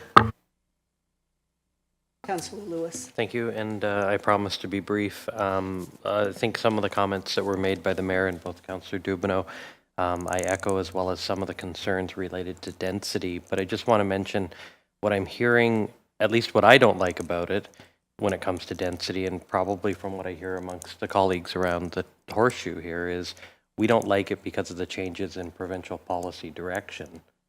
If this was another year where we didn't have half a term with, 29 changes to the Planning Act in less than 2.5 years, and this was like a council that I sat on 20 years ago, where there was much more authority to the municipality to have control over some things, I think we'd be in a different scenario. My major concern was on parking. I'm still not completely satisfied with the points that the mayor has made with respect to guest parking, but you know, as the mayor mentioned, this has some good qualities in terms of purpose rental apartments, and Councillor Dubanow mentioned we do need them at all price ranges. But where I'm upset with this is the changes in the provincial policy that have more than less taken away some of our ability to do certain things. And I don't blame the developer for trying to do what they're trying to do either, nor the people that live next to it who are concerned about their neighborhood changing. But this is a piece of property that's within the urban area boundary. And I guess when we draw circles around things and call that urban area, we have to expect that at some point that area is going to become urban. So I will be supporting it with hesitation for all of the reasons given at the public meeting. Thank you. Are there any other questions or comments? Councillor Flagg. Thank you. Just, I know that there was a question with regarding parking on Nye Road. According to page 13 in the report, parking is allowed on Nye Road. Worship. Yes, so I'm going to come back to the number of units, but here's the real problem for me. This is a building lot, and it's now on what's an arterial road. We have many arterial roads in the urban boundary of Ridgeway. Ridge Road in particular, Gorham Road, Dominion Road, all kinds of roads that are definitely collector roads in much larger than this. This proposal means that almost every infill opportunity could result in this type of development. I don't know about the rest of you, but when I ran in the last election, one of my platforms was trying to protect existing neighborhoods. If I was serious, then I don't know how I could approve this. I know the government says this is something that should be considered. I know that we need rental units, but and this may be, it's on the periphery of the urban boundary, so this might be okay, but put this in the middle of Ridgeway. Put this in the middle of Crystal Beach. Put this in the middle of Ward 2 or Ward 3 or any place in the town of Fort Erie where we've got neighborhoods and there's an infill opportunity. It just makes me nervous. And I don't often get nervous. And so I asked about the density. I asked about the number of units. I'm not even sure that I would support this if there were two fewer units, but it might be less damaging if there were two. And I think the director said there'd have to be 3 units to bring it into low density conformity. That's correct, yeah.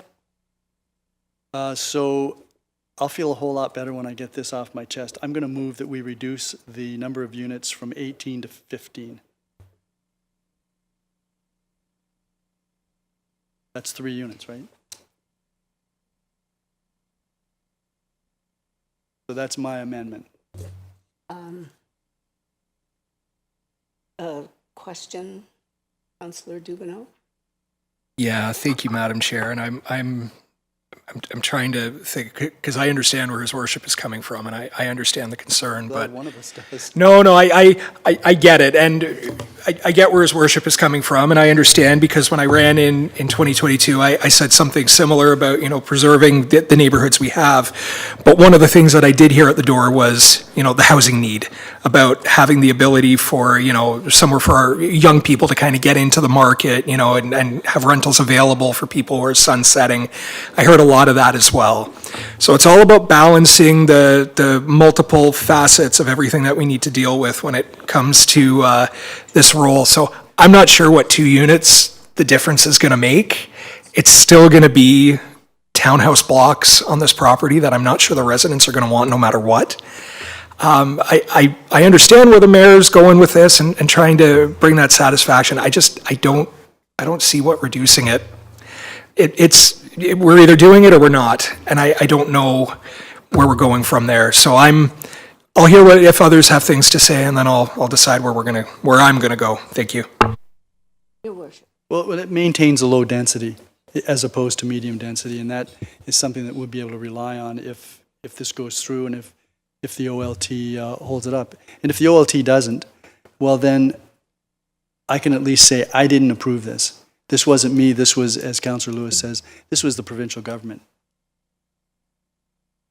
Councillor Lewis. Yeah, and just a couple of, I see where we're going with this. I guess my question's going to be, from here on out, everything's going to go to the OLT because we don't want to make a decision. I don't think that's necessarily where we need to put ourselves. The other question would be from an OLT perspective, making this amendment, where does that put us?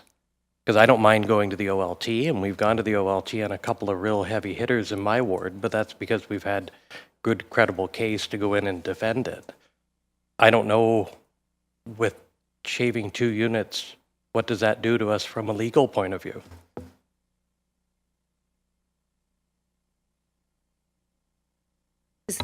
Would you have any comment around that? Don't worry.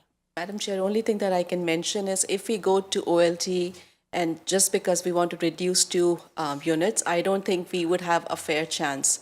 Because like Councillor Lewis had mentioned, province is pushing us for more units. This proposal complies with the parking. It complies, based on the amendment, we are reducing the height of the building. It's a collector road. The density is higher, but our official plan allows them to go through this provision, this method of zoning amendment. It's their compliance. If this application gets approved, they would be in compliance with the official plan. So professionally, I think we are not on strong grounds going to OLT. I tend to listen to legal advice. Thank you. She's not a lawyer. She's not a lawyer. Councillor Noyes.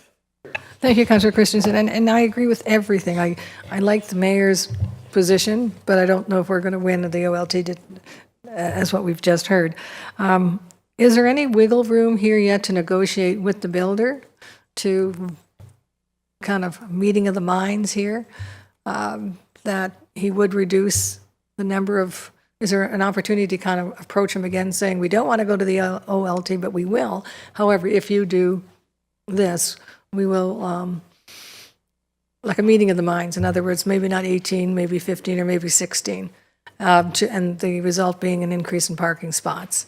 That's just a suggestion. I also realize that reducing the number of units also will probably result in an increased cost for each unit, which makes it even less affordable. Thank you. Ms. Delwaria. Madam Chair, we have tried to speak with the developer and his agent. They are firm on this building design and the number of units.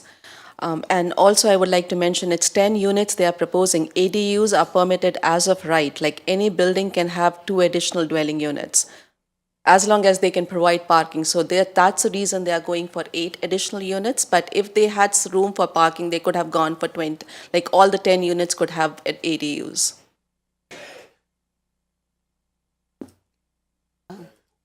Are there any further questions? We've had a lot of discussion, so I've asked the clerk if she could just reread the amendments made that we've approved. Pardon? One? Oh, okay. Oh, jeepers. Okay. Yes. So with the amendment on the floor. 2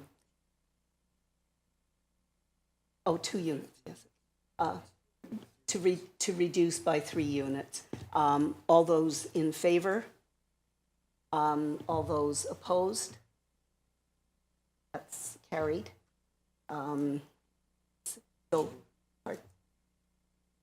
Now we go back to the main thing. So could you, Madam Clerk, could you read the 3 amendments, please, so that we are clear on what we're voting on? Through the chair, the 3 amendments that were made to the report were, 1, that a sunset clause be included in the bylaw requiring a building permit to be submitted within 3 years of its passage. Second being that the maximum height of the buildings be 2.5 stories or 9 meters. And that the third, the number of dwelling units permitted be reduced from 18 units to 15 units.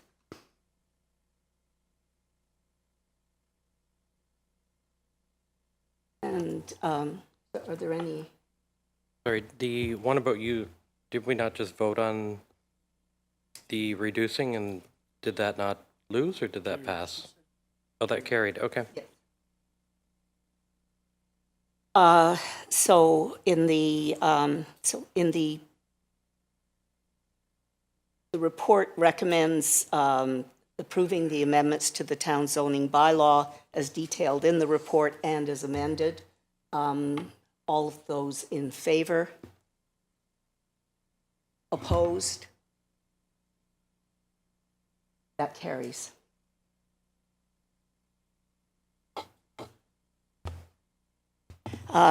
The next report on under discussion is PDS 32, 2025, tree bylaw amendment to bylaw 33, 2024, to regulate the destruction and injuring of trees. Moved by His Worship. The report is on the floor for questions and comments. Councillor Dubanow. Yeah, thank you very much, Madam Chair. And I want to thank everyone who has worked on this file in the PBBS. It's been a bit of a slog moving through from where we started and where we're getting now and kind of fine tuning it. You know, I sit here and I reflect on where we are, and my goal from looking at this has always been to try and clamp down on the clear cutting on vacant lots prior to development applications. And, you know, judging from some of the enforcement action we've seen happen, seeing it stop compared to how it happened before, I think this bylaw has done a good job.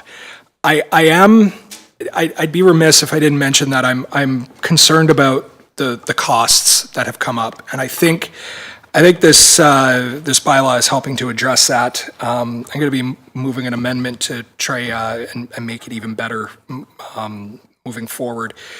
But my concern anytime we have increased costs to develop property is ultimately, I know it's easy for, you know, residents to say, well, you know, you're giving developers a break, or, you know, you're making it easy for developers, et cetera, et cetera. But the reality is, anytime it gets more expensive to develop, that is a cost that is passed on to the purchaser, always.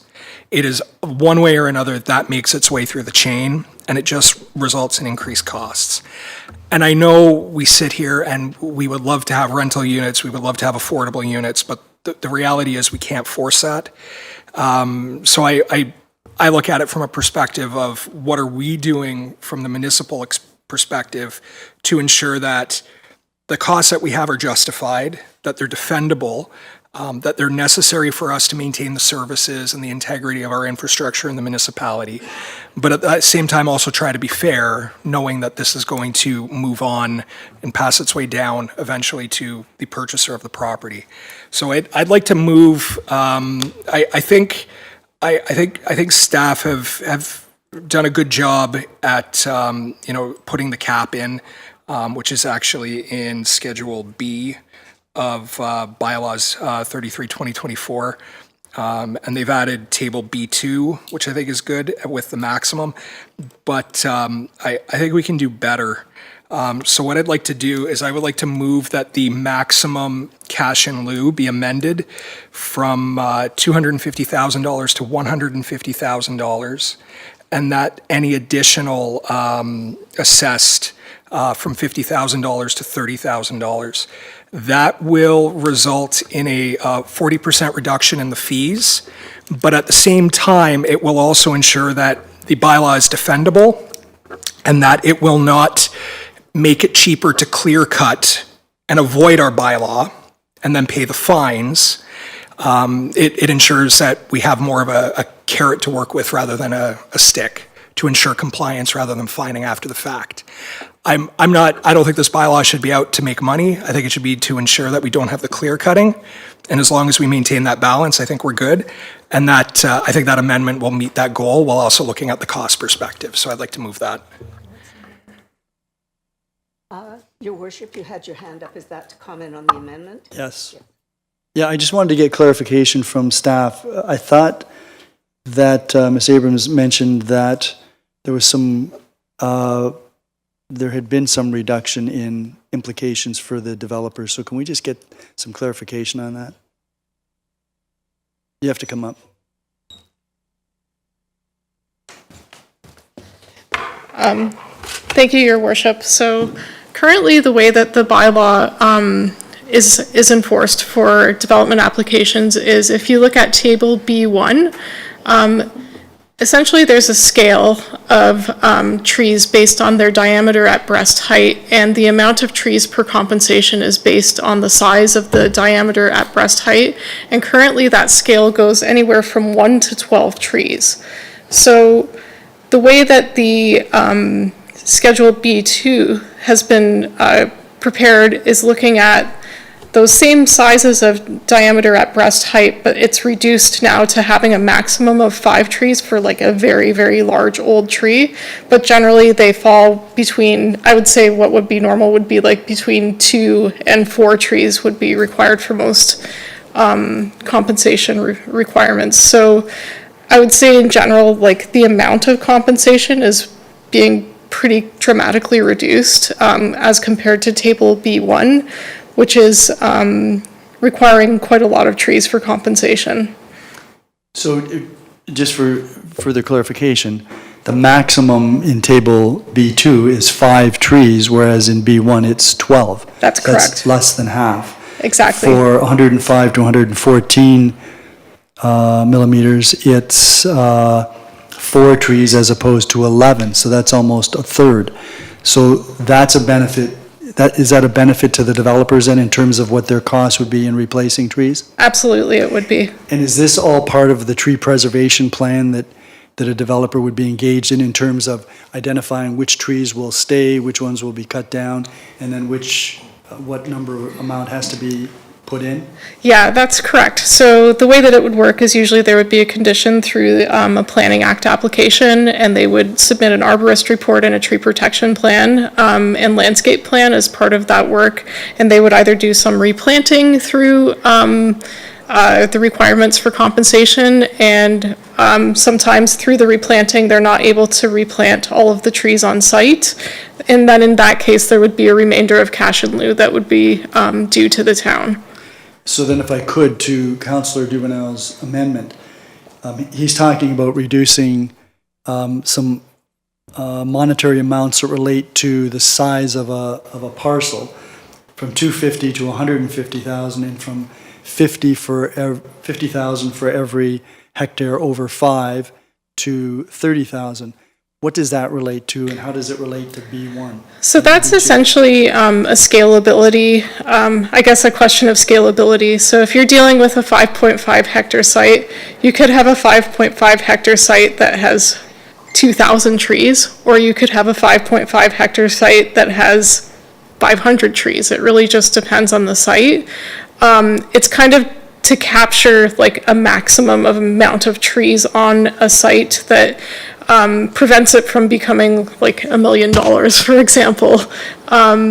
So that was really why we had decided to impose a cap that kind of keeps things at a reasonable economic number for a developer that's developing a site that may have a lot of density of trees that they're removing. So if I could just get some clarification on this, if it's a 2 hectare woodland, that's protected by the region, is it not? That's correct. Anything over a hectare that's like densely wooded within their density caps would be protected by the region's woodlot bylaw. So for context, there's a 9 hectare parcel. It's got wooded area over 4 hectares. That's 4 hectares if they're regional woodland that can't be touched. That's correct. Or significant woodland, if it's determined through an environmental impact study that there's any species at risk, or there's wetlands, or there's other features within that woodlot that would give it the classification as a significant woodland, it would not be able to be touched. So the 5 hectares that remain, they're not classified, they're developable. So they're not classified as a regional woodlot. Exactly. Not part of the town or the region's natural heritage system. And Correct. so, the only way that the developer would get to $250,000 is if there were a number of trees that had to be removed, which then had to be replaced. That's all part of the tree preservation plan, isn't it? Generally, yes, it would be part of the tree preservation plan, how you would come up with that calculation. And I would think it might be a little bit challenging with the new ratios, to be honest, to come up to that number. It would have to be quite a dense development. So that was my final question. Can you imagine a situation where we would have a situation where a developer would have enough developable land that he would hit 250 or even 150,000? I think it would be a pretty rare circumstance. Okay. It wouldn't be, like, I wouldn't say it would never happen, but it wouldn't be common. Because typically, you're right, they would generally be part of a significant woodland or an area that would be regulated through the town's natural heritage policies. Okay, thank you. Thank you very much. Okay. So Chair, to the amendment, I could probably go 200. I understand Councillor Dubanow's point, and I understand our desire to get affordability. And having heard what Ms. Abrams has said, I suspect that we won't get there. But, you know, part of our commitment to this community is to protecting our natural heritage. And so I think we have to balance that against the desire to have more housing units to accommodate people and affordability. So I don't know, Councillor Dubanow, are you willing to make that 200? I'm open to it if the other number goes with it, to also reduce it to 40 so that the ratio kind of fits.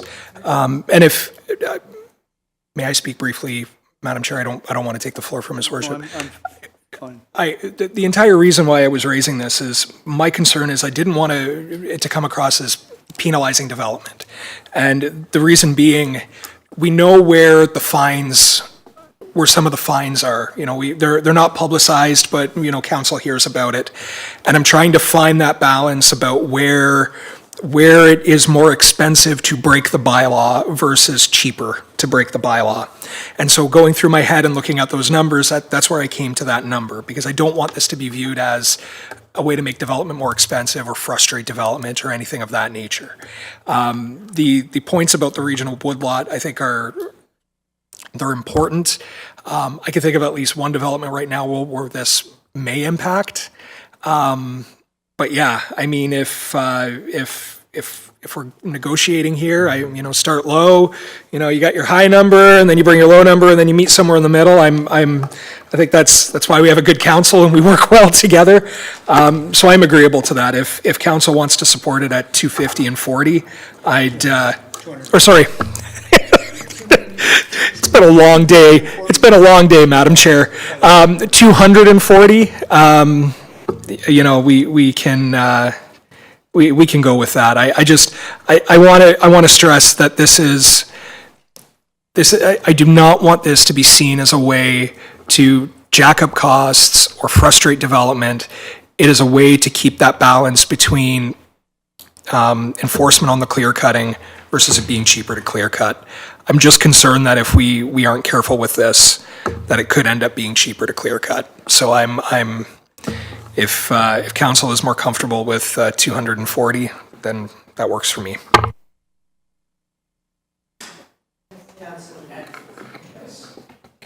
And sorry, it has been a long day, but can we go back? Because I thought we went to 150 and then we went to 200. Now I'm hearing. No, 200. 240. Every hectare over. Yeah.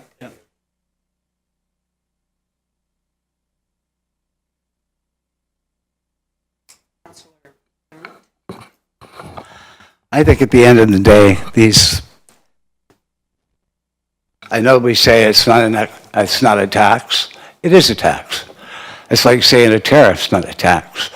The fact of the matter is, the developer, he'll build here, he'll pay that money, he passes it off to the homeowner who's going to be paying more money for a home. And the fact is, not every municipality has bylaws like this. If it was meant to get rid of the bad actors, then it punishes the good actors.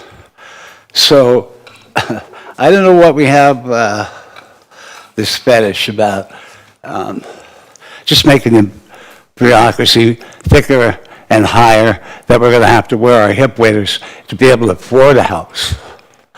So, you know, like Warren and Port Colborne, they're growing. Why is it? Because there's not a whole lot of extra barriers there. We're here.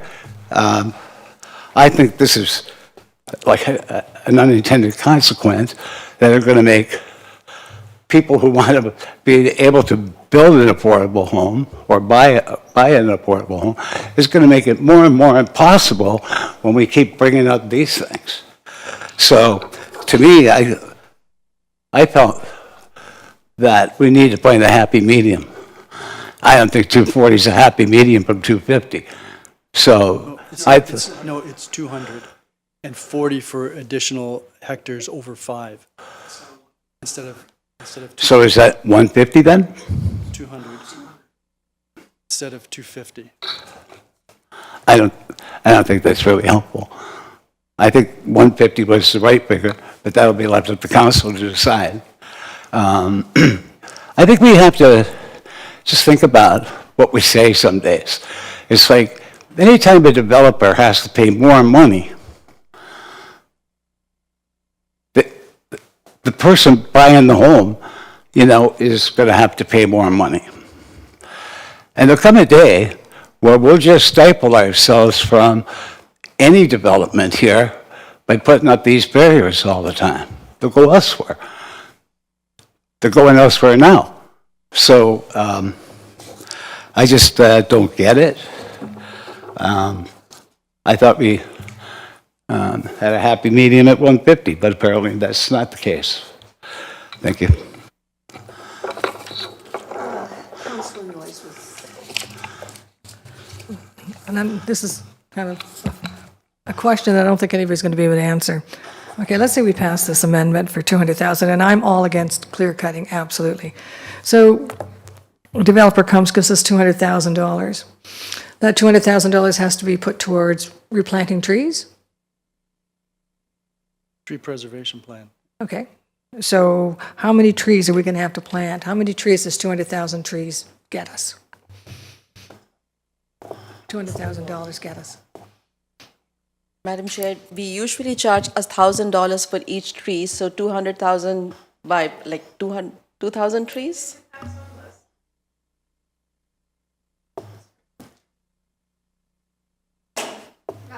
Councillor Noyes. So it's really dependent on what the tree preservation plan information would provide on that development. So if some of the trees are different varying sizes, the compensation ratio would depend on the size of those trees. So that's how you would come to the value for cash in lieu. And also, if you're planting street trees, if you're planting within that area, if you're doing any enhancement plantings next to natural heritage systems, those can all be counted towards compensation plantings. So really, it's kind of a site-specific question, and it's hard to answer it directly to say, okay, if you remove 200 trees, how many, like, how big are the trees? What are we dealing with? How many of the trees are invasive species? Like, there's a lot of questions to ask in that situation before kind of coming up to a calculation. Yeah, and thank you, I do understand that. Okay, sorry. I'm saying that, okay, and I know that 200,000 was a max, right? That, let's say they had 5 million trees on the property, they'd still only have to pay 200,000. I'm being facetious here. But Based on the cap, yes. yes, the cap, so that's what we're talking about, the cap. So I'm talking about a development that has reached that cap. So how many trees does 200,000 gets us, what, 20,000? 200 trees? 1,000 divided by, because the cost of each tree is $1,000, so that would be 200 trees. Yep. Okay. Okay, so that's the answer to that. And then for every 50,000 it would be, or 40,000 would be another 40 trees. Okay. If somebody has a tree preservation plan already in place, which takes precedent? If I'm reading 16.9 here, I guess I'm kind of getting off the amendment, so I'm going to wait for those questions. But again, I kind of agree with Councillor McDermott. I just think this is just, we're getting carried away with this in regards to the costs associated. But anyway. Are there any other comments? So to the amendment that we capped at 200 with 40,000 for every additional hectare. All those in favor? All those opposed? Carried.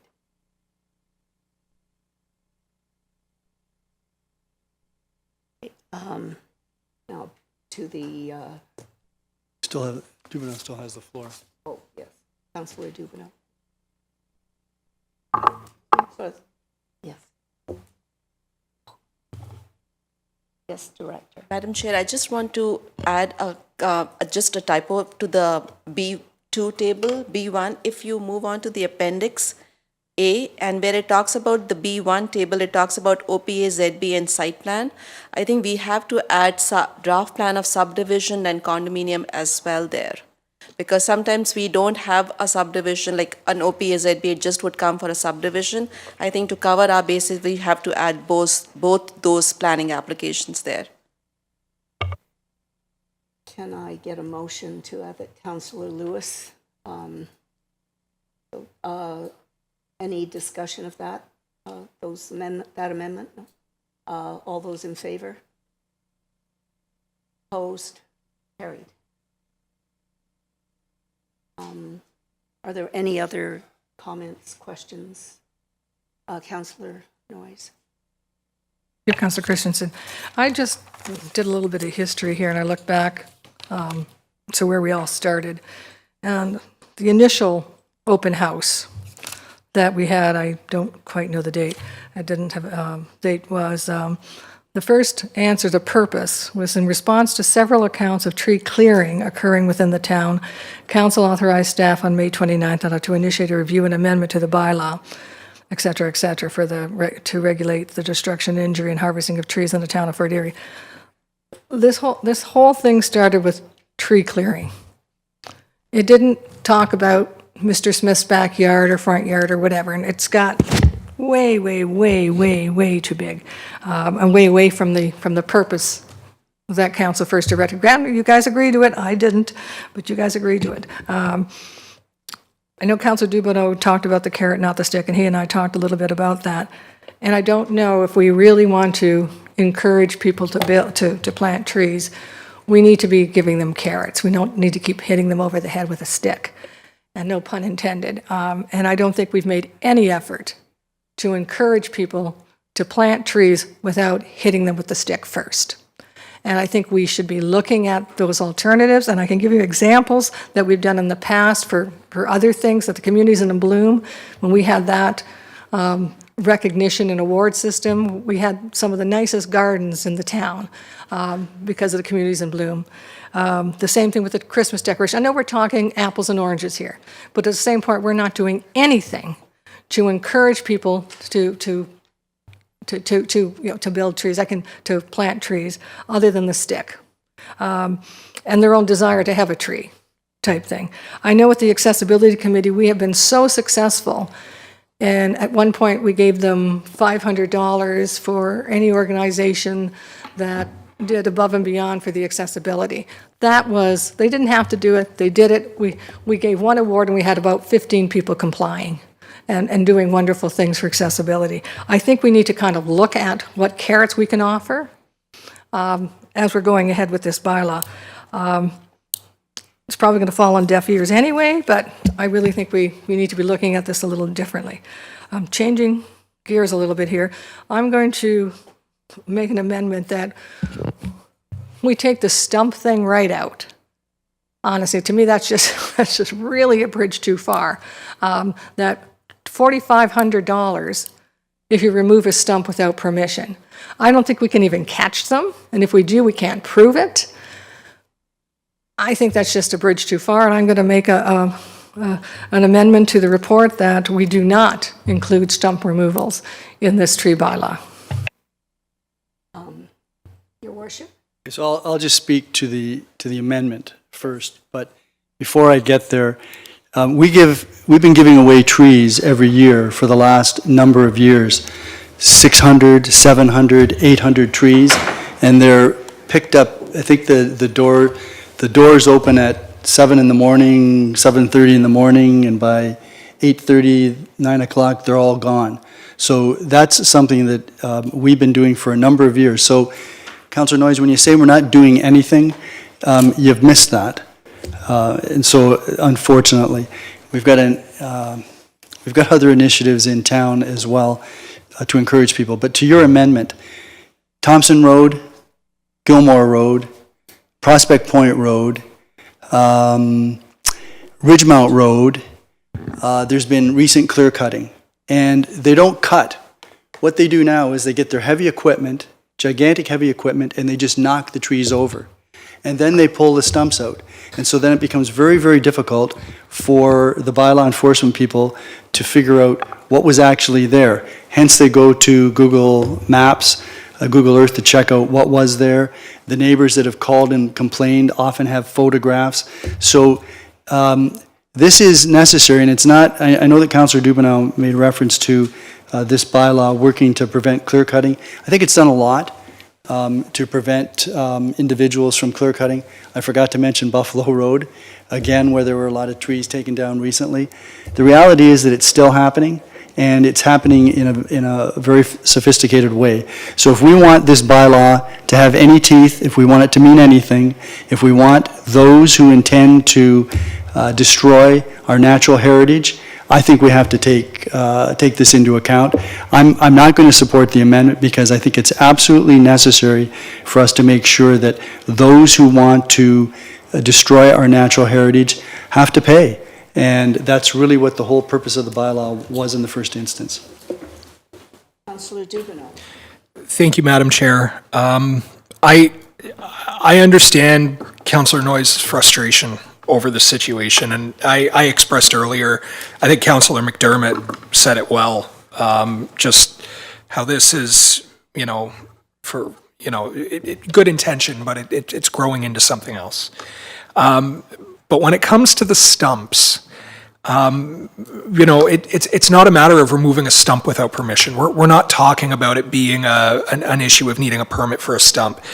This is being put in the bylaw as a way for us to enforce, to have a mechanism to enforce our bylaw with respect to clear cutting in a way that allows us to determine the size of the tree, essentially. And if we see that the stump has been ground down or removed on a site that should not have been clear cut and which there were no permits, there's a penalty for that. So it's not an issue of permission or anything along those lines. It's allowing us to have a mechanism to enforce when they're trying to cover it up.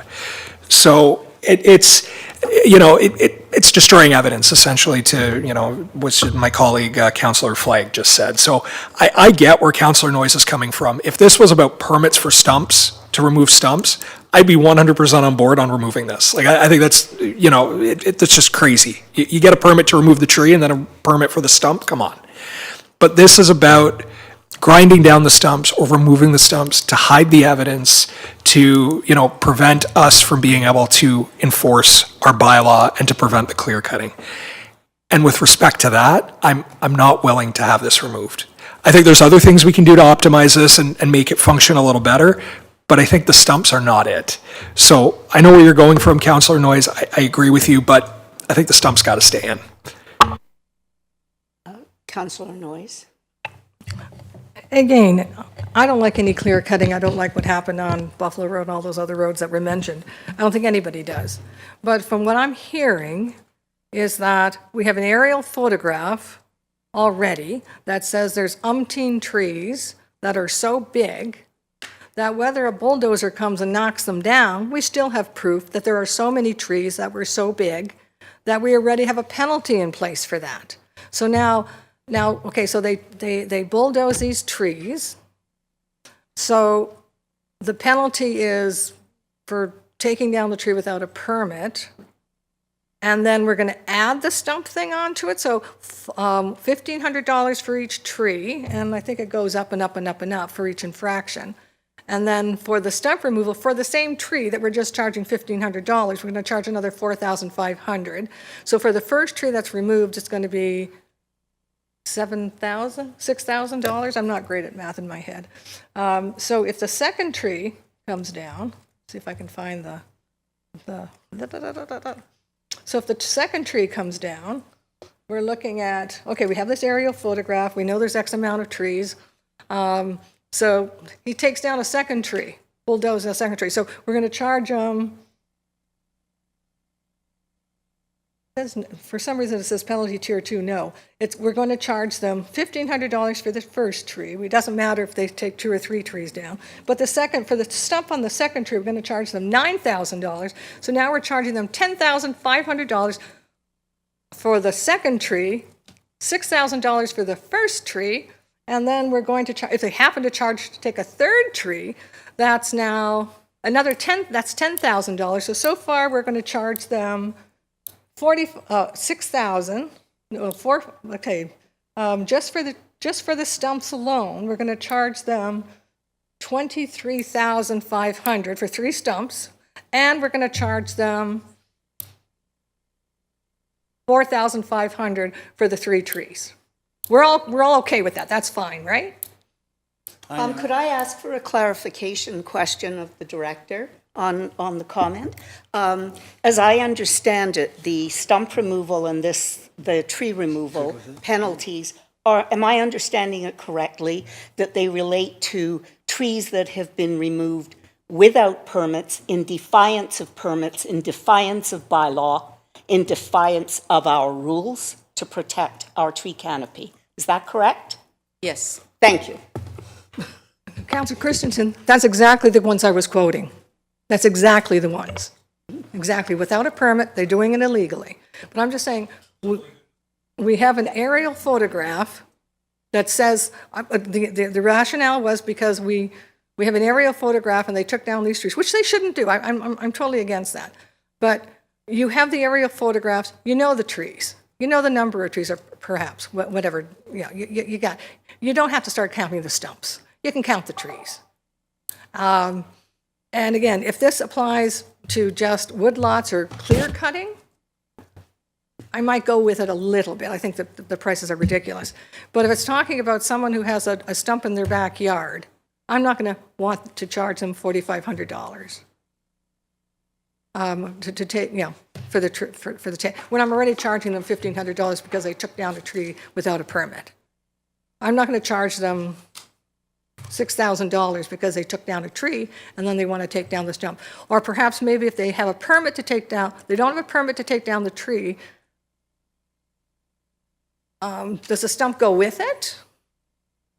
Doesn't say that. So if I take down the tree on Monday, does it become a stump on Tuesday? Like, honestly, this is just getting so far away from what we had planned that, anyway, I'm going to keep the stump thing in there because there's no reason for it to be in there. We can count the trees. We don't need to count the stumps. So don't agree with me, that's fine. Are there any other questions on the amendment, on Councillor Noyes' amendments? Yeah. I'll call the question. All those in favor? All those opposed? That amendment fails.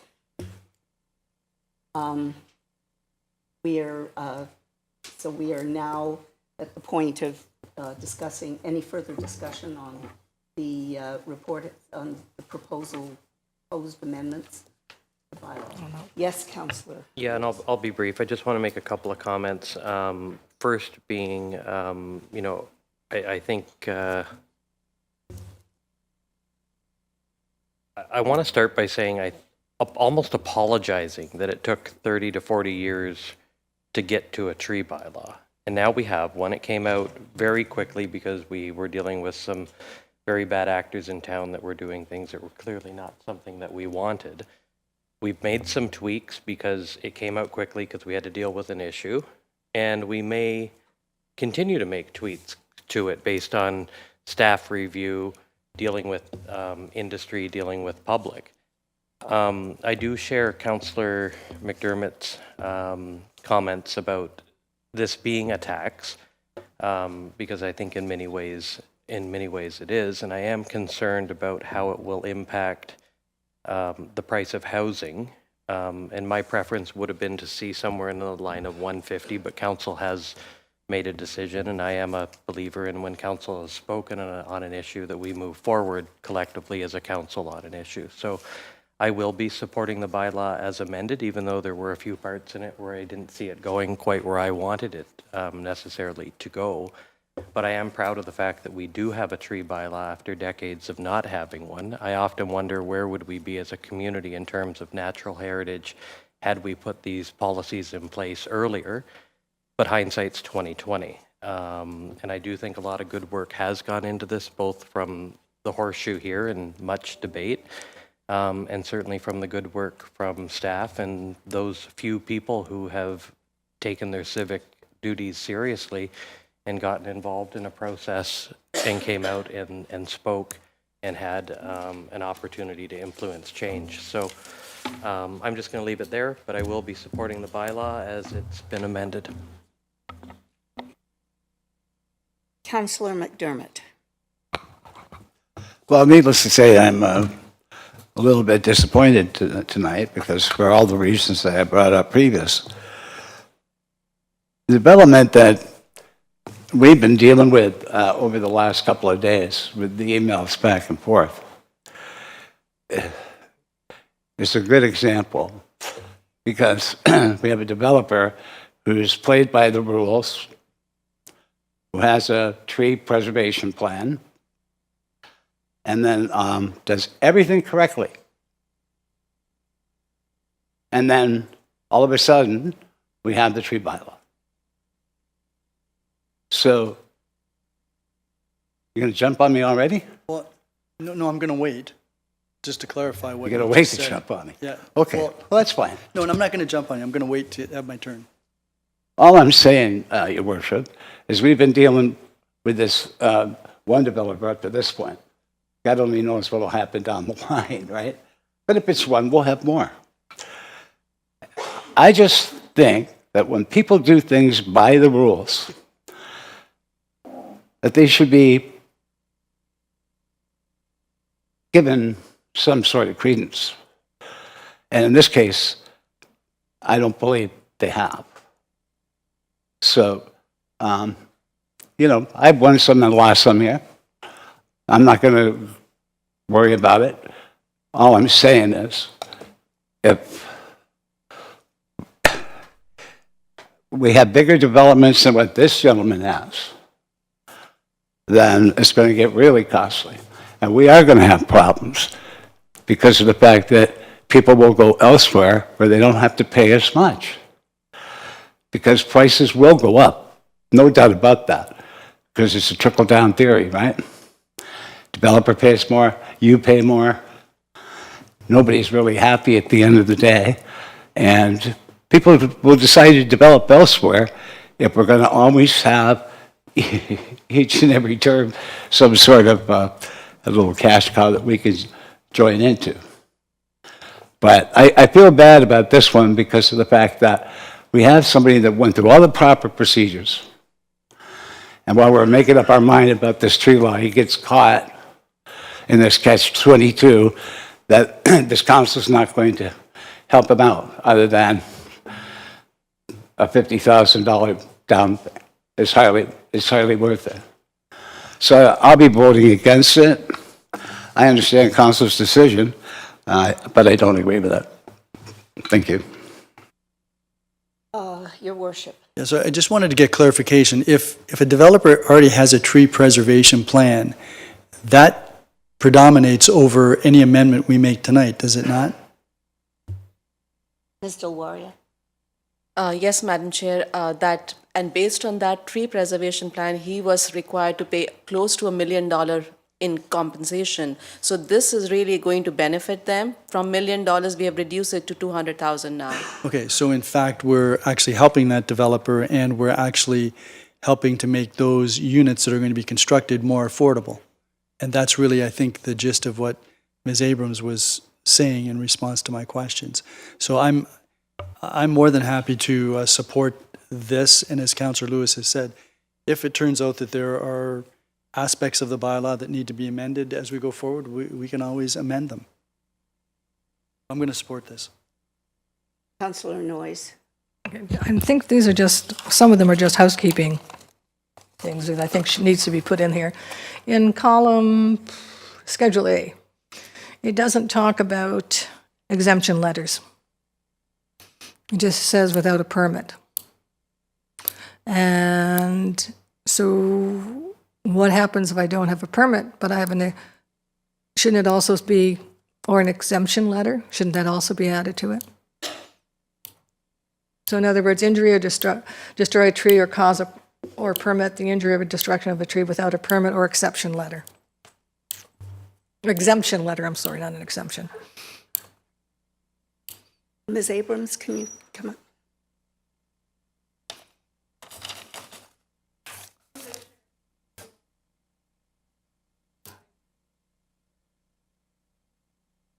Well, it would clarify things. If I can continue, then another thing is that the permit, when you get a permit, you need a permit. It covers both the removal of the tree and the removal of the stump, which may not happen at the same time. Because I know that some of us may be really good with chainsaws, but we're not really good with stumps. And it may take us a while to get to the stump. So the permit covers both the removal of the tree and the removal of the stump. I'd like to make that change. Well, can I just? Yes. If you get a permit to remove the tree, then the removal of the stump isn't an issue. It's an issue when you haven't got a permit and you need to know how big the tree is. So by removing the stump, you're trying to avoid evidence that would permit the municipal staff to determine what the penalty should be and what the replacement should be. So if you get a permit to cut down a tree or remove a tree, that presumes that the stump can also be removed. Well, you know what the word presume means. I'm just saying, like, I would prefer that it be in there, that the permit covers both the removal of the tree and the stump, because the stump could be there for a bit. Just, it doesn't hurt, it agrees with you, it agrees with me, and it just clarifies that you do not need a permit. Because if Mr. Smith sells his property to Mr. Jones, and Mr. Smith had a permit to cut down the tree, but Mr. Jones now sees a stump that he doesn't like because the other guy kind of liked it as a garden, he'd like to put his pot of flowers on it, but Mr. Jones doesn't. I can go on, I'm sorry, it's getting late. That the permit covers both the removal of the tree and the stump. I don't know why there would be any problem with that. It would entail, I think, a change in the definition, because the definition says permit means a permit to injure or destroy trees issued under this bylaw. Exactly, and that's why I think it should add, it also includes the removal of the stump with the associated tree. Well, move an amendment so we can vote on it. Yeah, Otherwise, we'll just go amendment. round and round. That's my move, that's my that's it. Okay. That the tree and the stump go together. Can we vote on the amendment? All those in favor? All those opposed? It's carried. Thank you. Now I'm going to move to the invasive trees. And again, I really understand both sides, like the canopy and all that kind of stuff. And I really don't think anybody who has a wood lot or whatever, I know Waverly Beach is one of the examples where there's a lot of Norway maples on there. And I don't think anybody's going to go there and start chopping down Norway maples, because the town owns it anyway. But I do think we need something in regards to the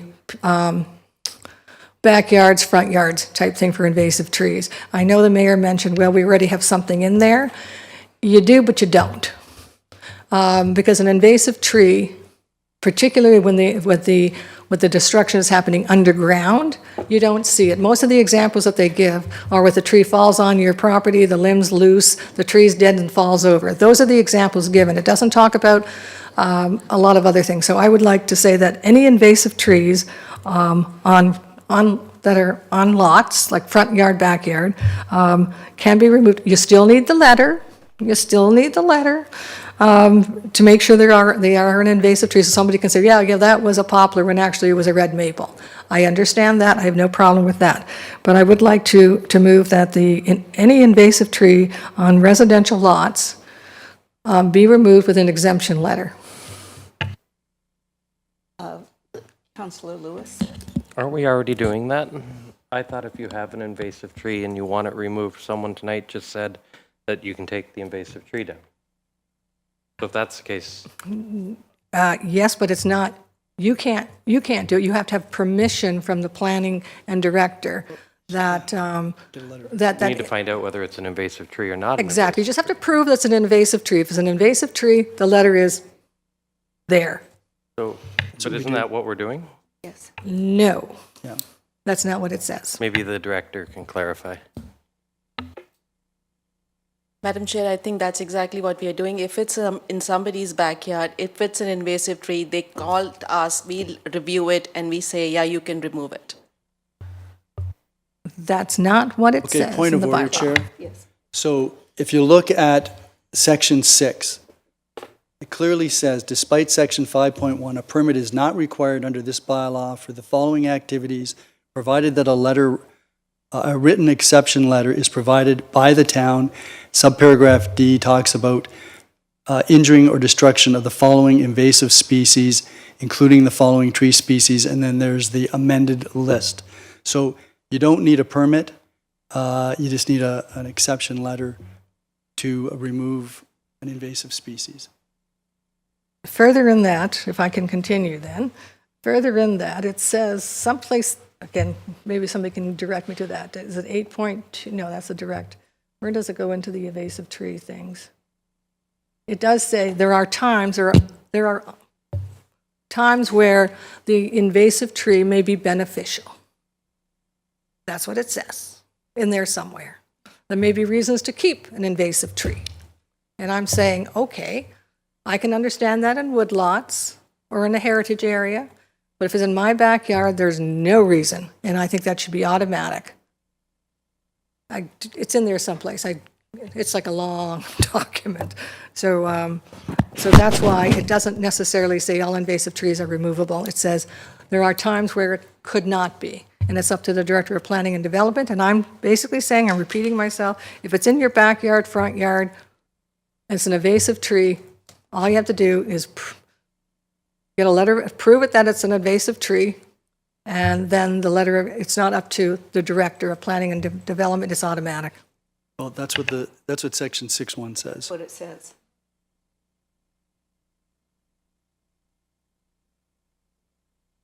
There are occasions when, somebody direct me where it says that, because I know it's in here. Okay, here it is. There may be some circumstances where invasive species trees may require, that's 6B. Invasive species can provide large canopy cover and habitat to bird and bat species, etc. So it's not automatic. I'm just saying if it's in your backyard, your front yard, it should be automatic, not maybe some circumstances where invasive trees. That's all I'm saying. Just let's clear it up for the homeowner that the Director of Planning and Development maybe doesn't see a tree they don't like. I'm just saying, just put it in there. So that refers to Planning Act applications, which is what 6.1B says. So that would be if there was a planning application. Well, look at 6.1B, you just referred to it. All you have to do is read the second sentence, which says, invasive species as listed in 6.1C will be evaluated on a site-specific basis for Planning Act applications, etc. With all due respect, I did a consent application on my lot 2 years ago. That was a consent application for a lot. So that also says consent application. So my lot was done through a consent application. It's a single lot for a single house. So that's included in there too. So it's in there. Did you apply to remove an invasive species? There was no trees on it. That's not the point. The point is that if anybody has a lot or creates a lot in its consent application and there's an invasive tree on it, the Director of Planning and Development can refuse. I'm just saying they shouldn't. They should be allowed to do it. Put the amendment on the floor. Okay, we have a proposed amendment on the floor. All those in favor? All those opposed? That fails. Are there any further? Yes.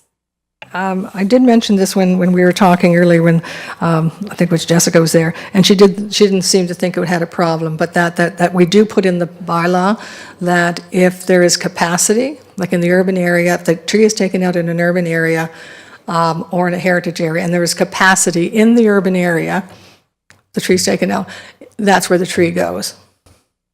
And she didn't seem to think there was a problem, but I want it in the bylaw.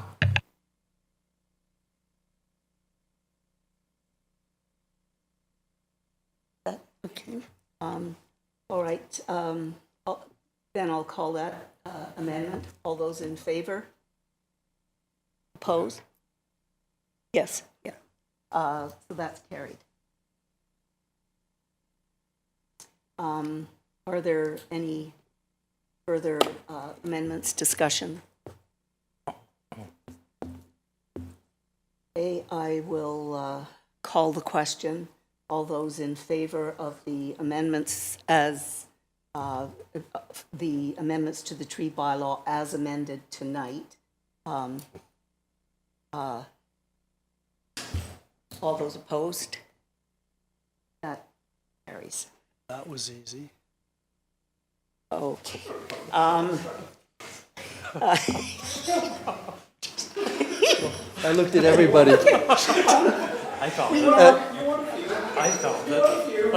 We now come to discussion of PBBS 33-2025, proposed amendments to the lot maintenance bylaw to allow naturalized gardens. Your worship moves. So the report is now on the floor, and your worship has it. Yeah, so can I just ask if the director has any view with respect to the issue of a perimeter for these pollinator gardens? And I know that we've got, you can't encroach on the sidewalk and your neighbors, whatever, but, you know, pollinators, some of them sting, and if you've got these flowers right up along the sidewalk, you know, it's very easy for children or people who aren't suspecting to be stung. And so I'm just wondering what the director's view is on a setback of even a meter with respect to residential lots. Madam Chair, I'm supportive of that amendment. Well, then I'd like to move that if the director's in favor. Want to capture the opportunity where she and I agree. Okay. Are there any is there any discussion about the proposed amendment?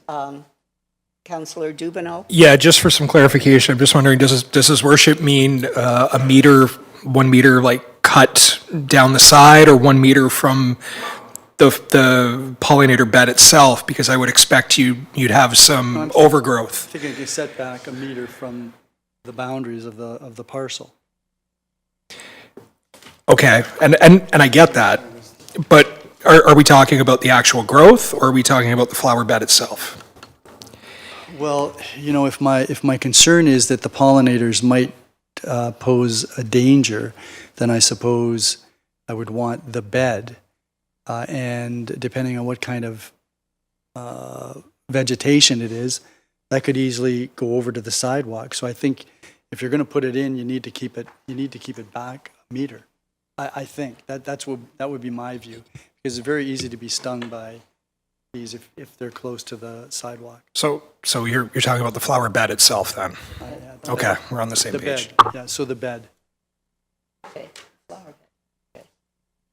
Okay. Is there any other discussion of the proposed amendment? Councillor Flagg. Just for clarity, this is from your neighbor's property as well? Yeah, the perimeter, right. Right, okay, perfect. Councillor Noyes. Just because I like to be the fly in the ointment, not the bee. I couldn't resist. Be a bee in the ointment. There are a lot of pollinators that are just beautiful flowers. So I know when I'm walking down the street, a lot of people have gardens right along their property line, and people really appreciate it, and I guess you could call it a pollinator. So how do we distinguish between a nice flower garden that's on the property line to a pollinator garden that's close to the property line. So how about if we say 1 meter perimeter, front yard, the front and side of the front yard? How about backing onto sidewalks? Keeps them away from sidewalks and Yeah. driveways for obstructions, yeah. Did you get that, clerk? I'm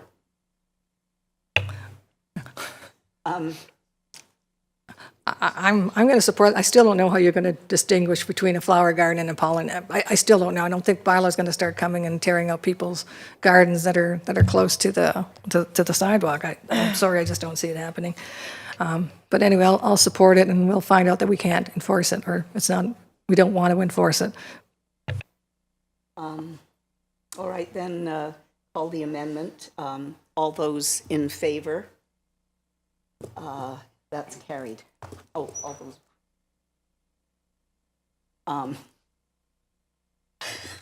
All right, are there any other comments?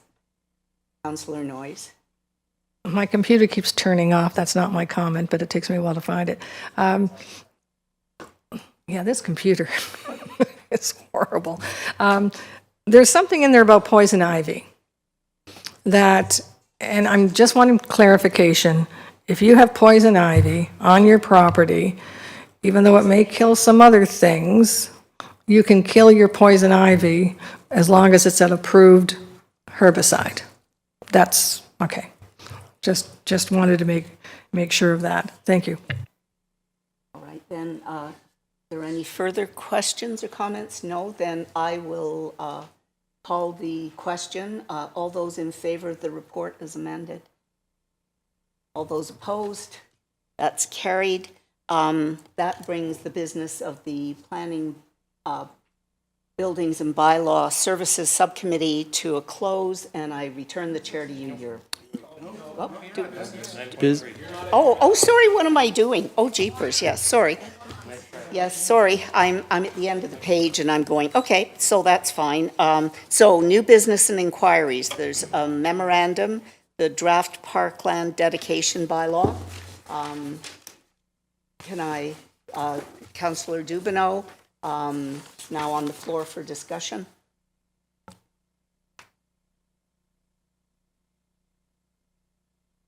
There being no discussion, all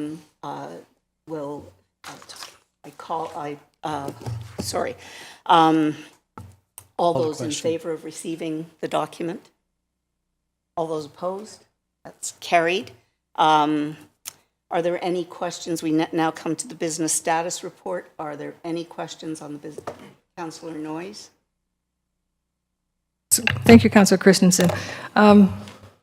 It's my never ever ending dog park that we never ever get to see. I had an opportunity I understand, supposed to be done many years ago, then it was supposed to be done last summer.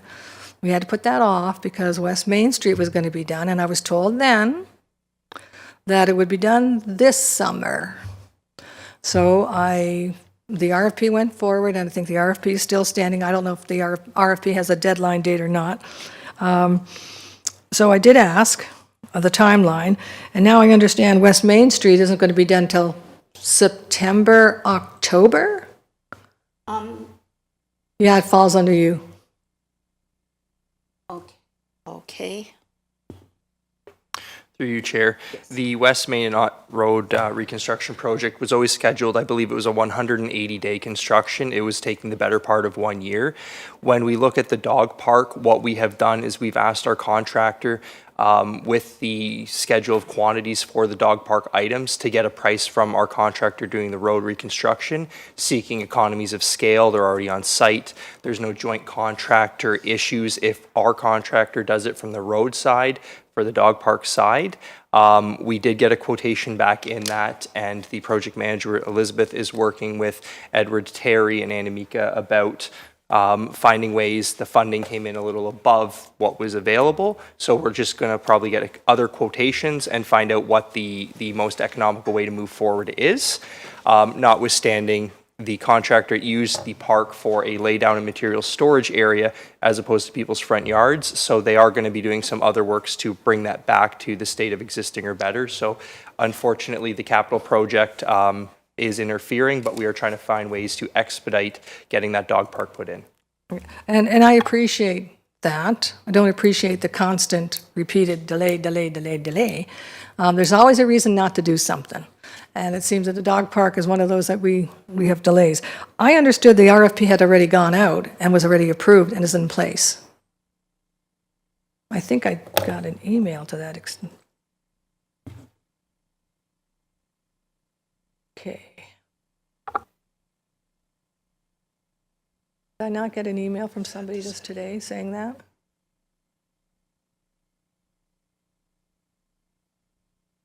course I can't find it. Dog park, is the RFP still current? What is the start date for installation? Construction is expected to be completed between September and October. I thought that the RFP had already been done. Am I wrong on that? Wasn't it done last year and then we put it on hold? Per my understanding through you, Chair, the RFP for the dog park, so we were looking at the tender for the dog park. I believe the RFP may have went out for design. I'm looking at Annemiek here, but the actual tender for the construction has not gone to market. Okay, so best case scenario, when are we going to get the dog park? Does the road have to be totally completed before we can start the dog park? Through you, Chair. If we go with the contractor doing the capital project on the roadway, the dog park can be put in through the landscaper of that contract without avoiding any joint contractor working issues, which falls under the Occupational Health and Safety Act, the Construction Act, and many other things. If we have to go with a third-party contractor, not with the capital project, they would have to wait till the main contractor is off-site, so there's no dual work zones before they can. So we're just exploring the funding of the dog park right now. The quotation that we had received from our contractor was above the capital budget for the dog park right now. So just getting a few extra quotations to price check that. And then if this is the low bid, there would be a capital budget amendment likely coming forward for the dog park to go through with the capital project that IS is leading. Okay, I appreciate that, but installation, timelines. Okay, because West Main Street, the whole thing is also connected with Ott Road. Are you telling me that Ott Road has to be done too, or just West Main? Obviously, West Main is going to be done before Ott Road. So once West Main, we don't have to wait for everything to get done, and maybe not even the right now they're talking about the going over the railroad track too is going to be part of it. Like, where does this? I want the dog park. Through you, Chair, the capital project extends along West Main and Ott Road about, I want to say 30 meters north of the railway crossing. The capital project on the railway crossing itself has separate jurisdictional limits. So once the West Main and Ott Road project that's going on currently, that would have to finish its entirety because our contractor has the jurisdiction and liability for that road section currently ongoing for the safety of the patrons and the people based on the way construction's set up. So they would have to finish their contract before another contractor could come in and be working in adjacent to them. Okay, I'm not talking about another contractor. I'm talking about this contractor gets the RFP, which is what we're hoping for. Can he not work? Okay, West Main is done. He starts working on Ott Road. Can he not start the dog park on West Main? Through you, Chair. Absolutely. If the contractor, Beam Construction, gets the dog park work, they can have their landscape firm come in and do the dog park as soon as they are done within the parklands at any given time during this contract, yes. Okay, can we really, really push that? Because we've been waiting forever. Okay, so that's the dog park, and I appreciate your efforts. And I'm not going to give up on this. And I don't even have a dog. I really don't have a dog. I did have, but he died. But anyway, the other thing is that I do appreciate that the windows on the water in Black Creek have gone in place, are currently in place. There are problems with the signs. I understand time, again, they were done umpteen years ago. Things have changed. We can't have dogs in the park. That's easy to fix. But the other thing is that the timing, and I understand when I talked to Mr. Terry. Councillor Noyes, I just like to understand. I'm looking here at the business status report, and I can't see the dog park or windows on the water. Oh, I'm sorry, I'm doing under inquiries. So I'll wait for under inquiries. I Past thought, that. pardon? We're past that. We passed that. Yeah, we did. Yes, we did. Yeah, we passed that and we're at the business status. Well, then I'll ask it under infrastructure, whichever. I'm just, because I'm looking at this and there's nothing on, Okay, point of order. We're at business status report. We've already gone through business and inquiries. Let's move on.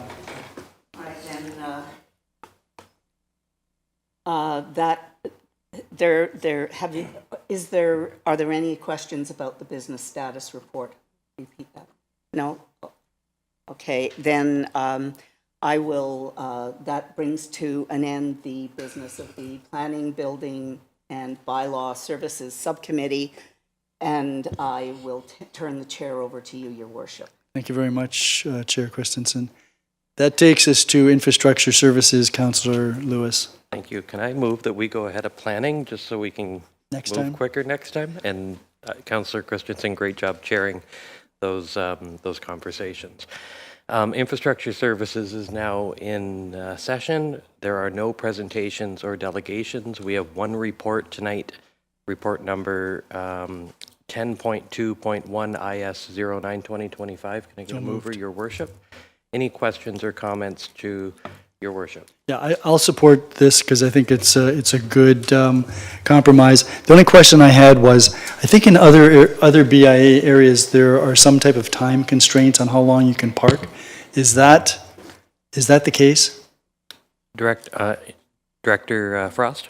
Through you, Chair. I think the time restrictions you're referring to are for the on-street parking and not necessarily the municipal For the lots. parking lots? Yes. Okay. So then this makes all the BIAs on the same footing. Yeah, perfect. Thank you. Councillor Noyes. Yeah, thank you, Councillor Lewis. Do we have, and I'm for it, don't get me wrong, but can somebody who has a need for parking on an ongoing... A need? A need. A need.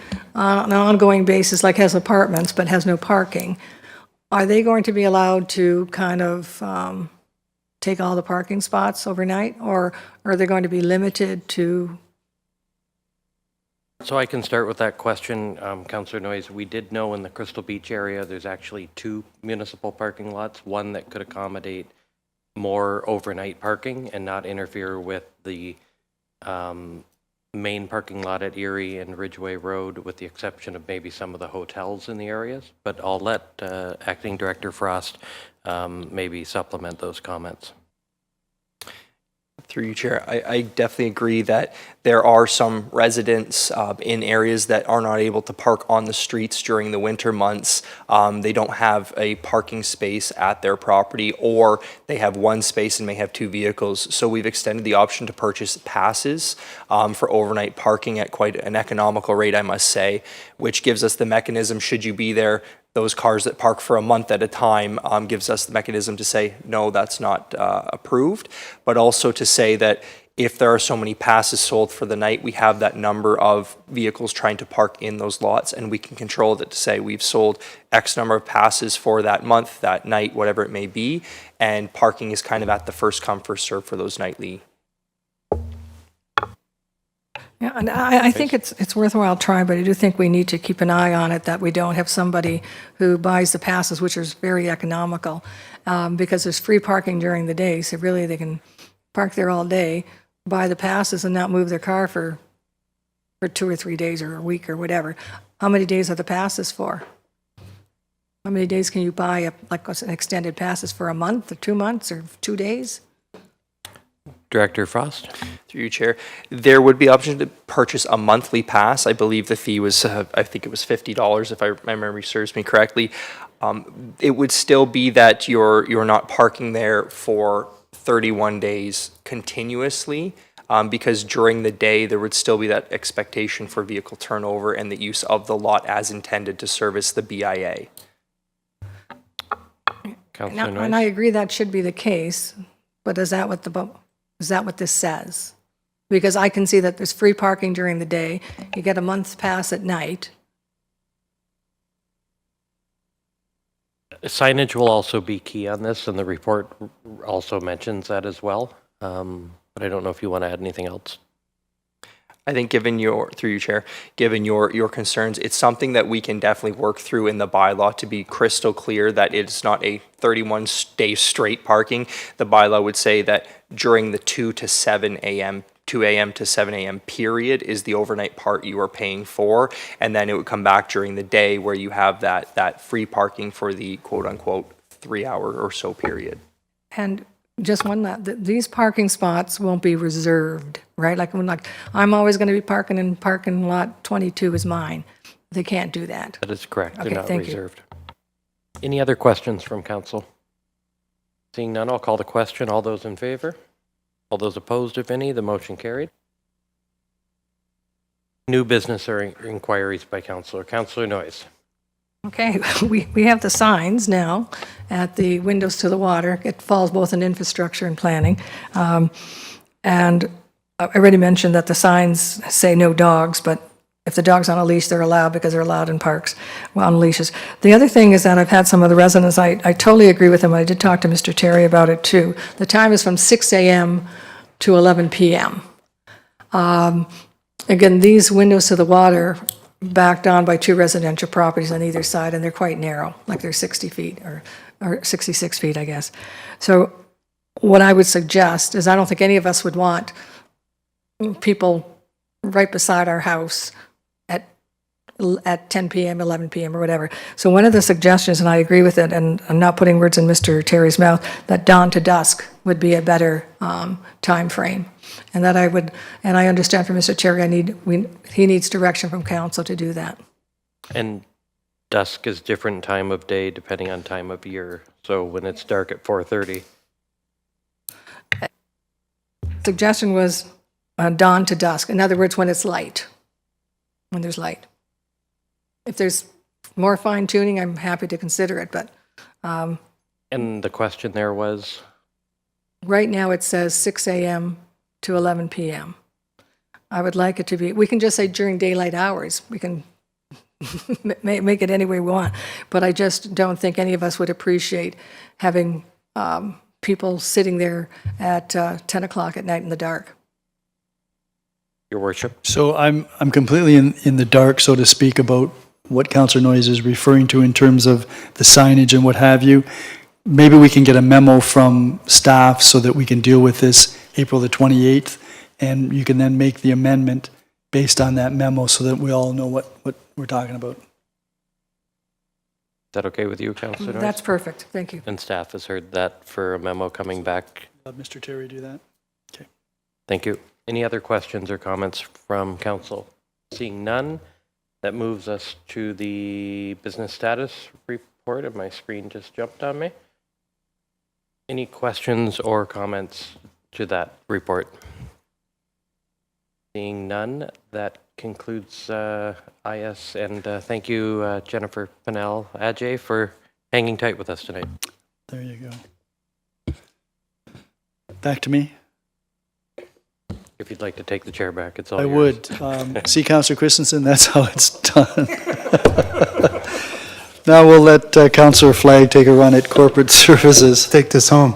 Corporate and Community Services now in session. This evening, no presentation delegations. A couple of reports to discuss. First, CS 04 2025. Looking to get that on the floor. Thank you, Your Worship. Any questions? Seeing none, all those in favor? Opposition? That carries. LLS 01 2025. Thank you, Councillor Dubanow. And the question as well. Thank you. Go. Yeah, thank you very much, Mr. Chair, and through you, perhaps the clerk may be able to give some clarification. I note that the recommendation is to present internet voting as an option for the 2026 election. I'm just wondering if we have an idea yet of how long internet voting would be available, because my understanding is there's lots of variation between various municipalities, and I have my own preference on what I think makes sense, but I'm just wondering if perhaps the clerk had already thought that over. Madam Clerk? Through the chair to Councillor Dubanow. Nothing is decided at this time. Closer to planning advance polls and all that, we'll decide dates and the timing. I have seen municipalities keep it open from a certain date all the way through election day, so that is an option. I have seen other municipalities have it open only prior to election, and election day have paper ballot voting only. So there's several options. We haven't nailed it down yet, but as flexible and as open is our goal. Continue. Yeah, and thank you for that, and through you again, Mr. Chair. Just my own thought on what makes sense. I've seen some other municipalities that keep it open for a very long period of time, like almost nearly the entire length of what we'd consider the crunch part of a municipal election campaign. My own personal view is that it makes sense to kind of open it when the advance polls open, and then maybe leave it open, and assuming the advance polls are a week before, or a week and a half, 2 weeks before, and then kind of have some flexibility from there. Certainly, when this comes up for more discussion, I think we can have that. But that's kind of what I'm envisioning.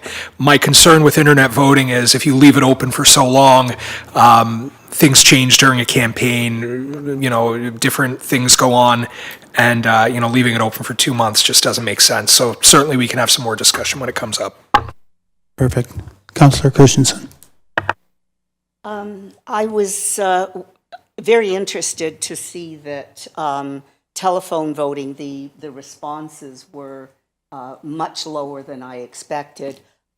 Because I think of it in terms of TTY and visually impaired individuals who, now, and this is very much based on another country where telephone voting has been in place and very satisfactory for at least the past 15 or 20 years. And so I don't quite know, I don't want to slow anything down, but I was concerned because that I do know that it's a very effective access tool, and I don't know whether other municipalities use telephone voting at all, but I don't quite know. It's just a comment, and I'm not quite sure where to put it, but it was just a concern around access and accessibility. I think we can at least take it under advisement for when this comes back. Yeah, through the chair to Councillor Christensen, the only municipality that I'm aware, I tried to get as best of a poll from the local area municipalities. Grimsby had telephone voting, only 3% used it in that municipality, and they also had online and paper ballot voting. From my understanding, to get through an online voting ballot, a telephone voting ballot, it takes quite a long time for the proctor and the automation to read through everything and then to even confirm. So from what I understand, often voters using that will give up. So I know a lot of other municipalities have used vote by mail instead of telephone voting, but I don't see it very commonly used currently. Well, and it seems to be contentious enough for people currently. Your Worship. Yeah, I know we want to be progressive, and I'm going to support this. I found some parts of the report a little discouraging. The idea that internet voting will boost the participation in the election for the first couple of cycles, and then after that, it just goes back to normal. So it seems to me that just making it easier for people to vote if they want to vote isn't enough. I would think that we need to do more on communicating when the election is. We need to be, I know Councillor Butler, the last term, expressed concerns about reaching out to the community, providing opportunities for more engagement by the residents. I think I would just as soon spend money on that as broadening opportunities to vote if in the final analysis they don't really expand the number of people that vote, because I think we want to get people more engaged. The the basis for these recommendations in part stem from the response to a survey put out. Only had 132 contributors in a community of 36,000. And to me, I guess I now understand the link between internet voting and no increase in turnout 2 cycles from now. So, you know, we're also talking about expending between $25,000 and $50,000. I spoke to the clerk about this. I know that there'll be some savings with respect to ballots that won't need to be ordered because presumably there'll be a fair number of people that will vote by internet. Those will be primarily people that were going to vote anyways. They'll just take advantage of the opportunity to do it without having to come out maybe on a windy or rainy day.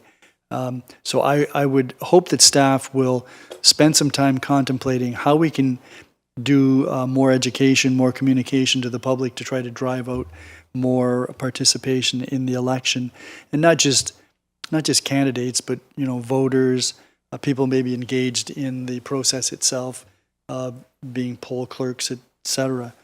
I'll support this because I don't want to be considered a dinosaur. Even if I may be, and Councillor Lewis, you don't have to laugh quite so loudly. So anyways, I know this is getting late, so those are my thoughts. I will support this. I just don't think it's the solution to voter participation. Okay, there was a fossil joke that I'm not going to make. Anyone else? Councillor McDermott. Well, I kind of think the voter turnout just on the survey was a little bit low, like 140, and it was out there for quite a while. And we even added venues as we were moving along. So I always thought that, it'd be easier. You get home from work, you're tired, you don't want to go to the polls, you just go online and go. But maybe that's not the case. Maybe there should be a reward for actually going to vote because the fossils like myself, I guess I'd be fossil. Maybe a little older than a fossil, but that's part of the gig for me, going to the polls, filling out my ballot. And I really don't think that's going to really change things. At one point, I thought internet voting would. If it was phone voting, I don't think I'd do it at all. Internet voting, I think, is so easy for people to do, but you have to have a will, and you have to know what's going on. And, not everybody really cares to know what's going on because we believe all the crap that we see online. So, personally, I'd be happy just to stick to the paper ballot. There's no added cost to that. When you do your paper ballot, what's it take you 10 minutes after polls are closed to know who won? It's a good deal. It doesn't take very long. I think we knew in about 15 minutes after the polls closed who won and who lost. So I thank the clerk for reaching out, though. I know she really tried to find different venues aside from West Stockport Erie to try and draw that out. We talked about it on the radio show that we do every Wednesday night. And, I find it very interesting. I don't understand why people don't want to vote or don't feel the need to vote. Because as soon as you elect somebody, you can start complaining about them, right? Right? So, typically you wonder why people don't. Because actually, they're the ones that make the difference. None of us would be here if the old folk didn't come out and vote. We have to find new methods to excite people to come out and vote. I'm just not sure what they are. But anyway, that's my opinion. Thank you, Councillor. Councillor Noyes. I'm in favor of the internet or the telephone. To me, it doesn't really matter. One thing it does allow is for more accessibility for people who don't have the transportation or whatever. And we're already having problems with transportation and the regional transit system. The other thing too, if you're traveling or if you happen to be ill or something like that, it gives you the opportunity of voting. Again, I just think it improves our chances. I don't know if that's the solution, but I do think trying something more can't hurt. Thank you. Good. All set. I'll call the question then. All those in favor? Opposed? None. Carried. New business inquiries? Seeing none. Questions on the business status report? Well, there's nothing on it. Well, that's the way we like to roll. Huh? Why isn't there anything on it? Your worship, I will turn it back to you. Thank you very much, Councillor Flagg. So we need a motion to go into closed session. Councillor Lewis, all those in favor? And we're off to closed session.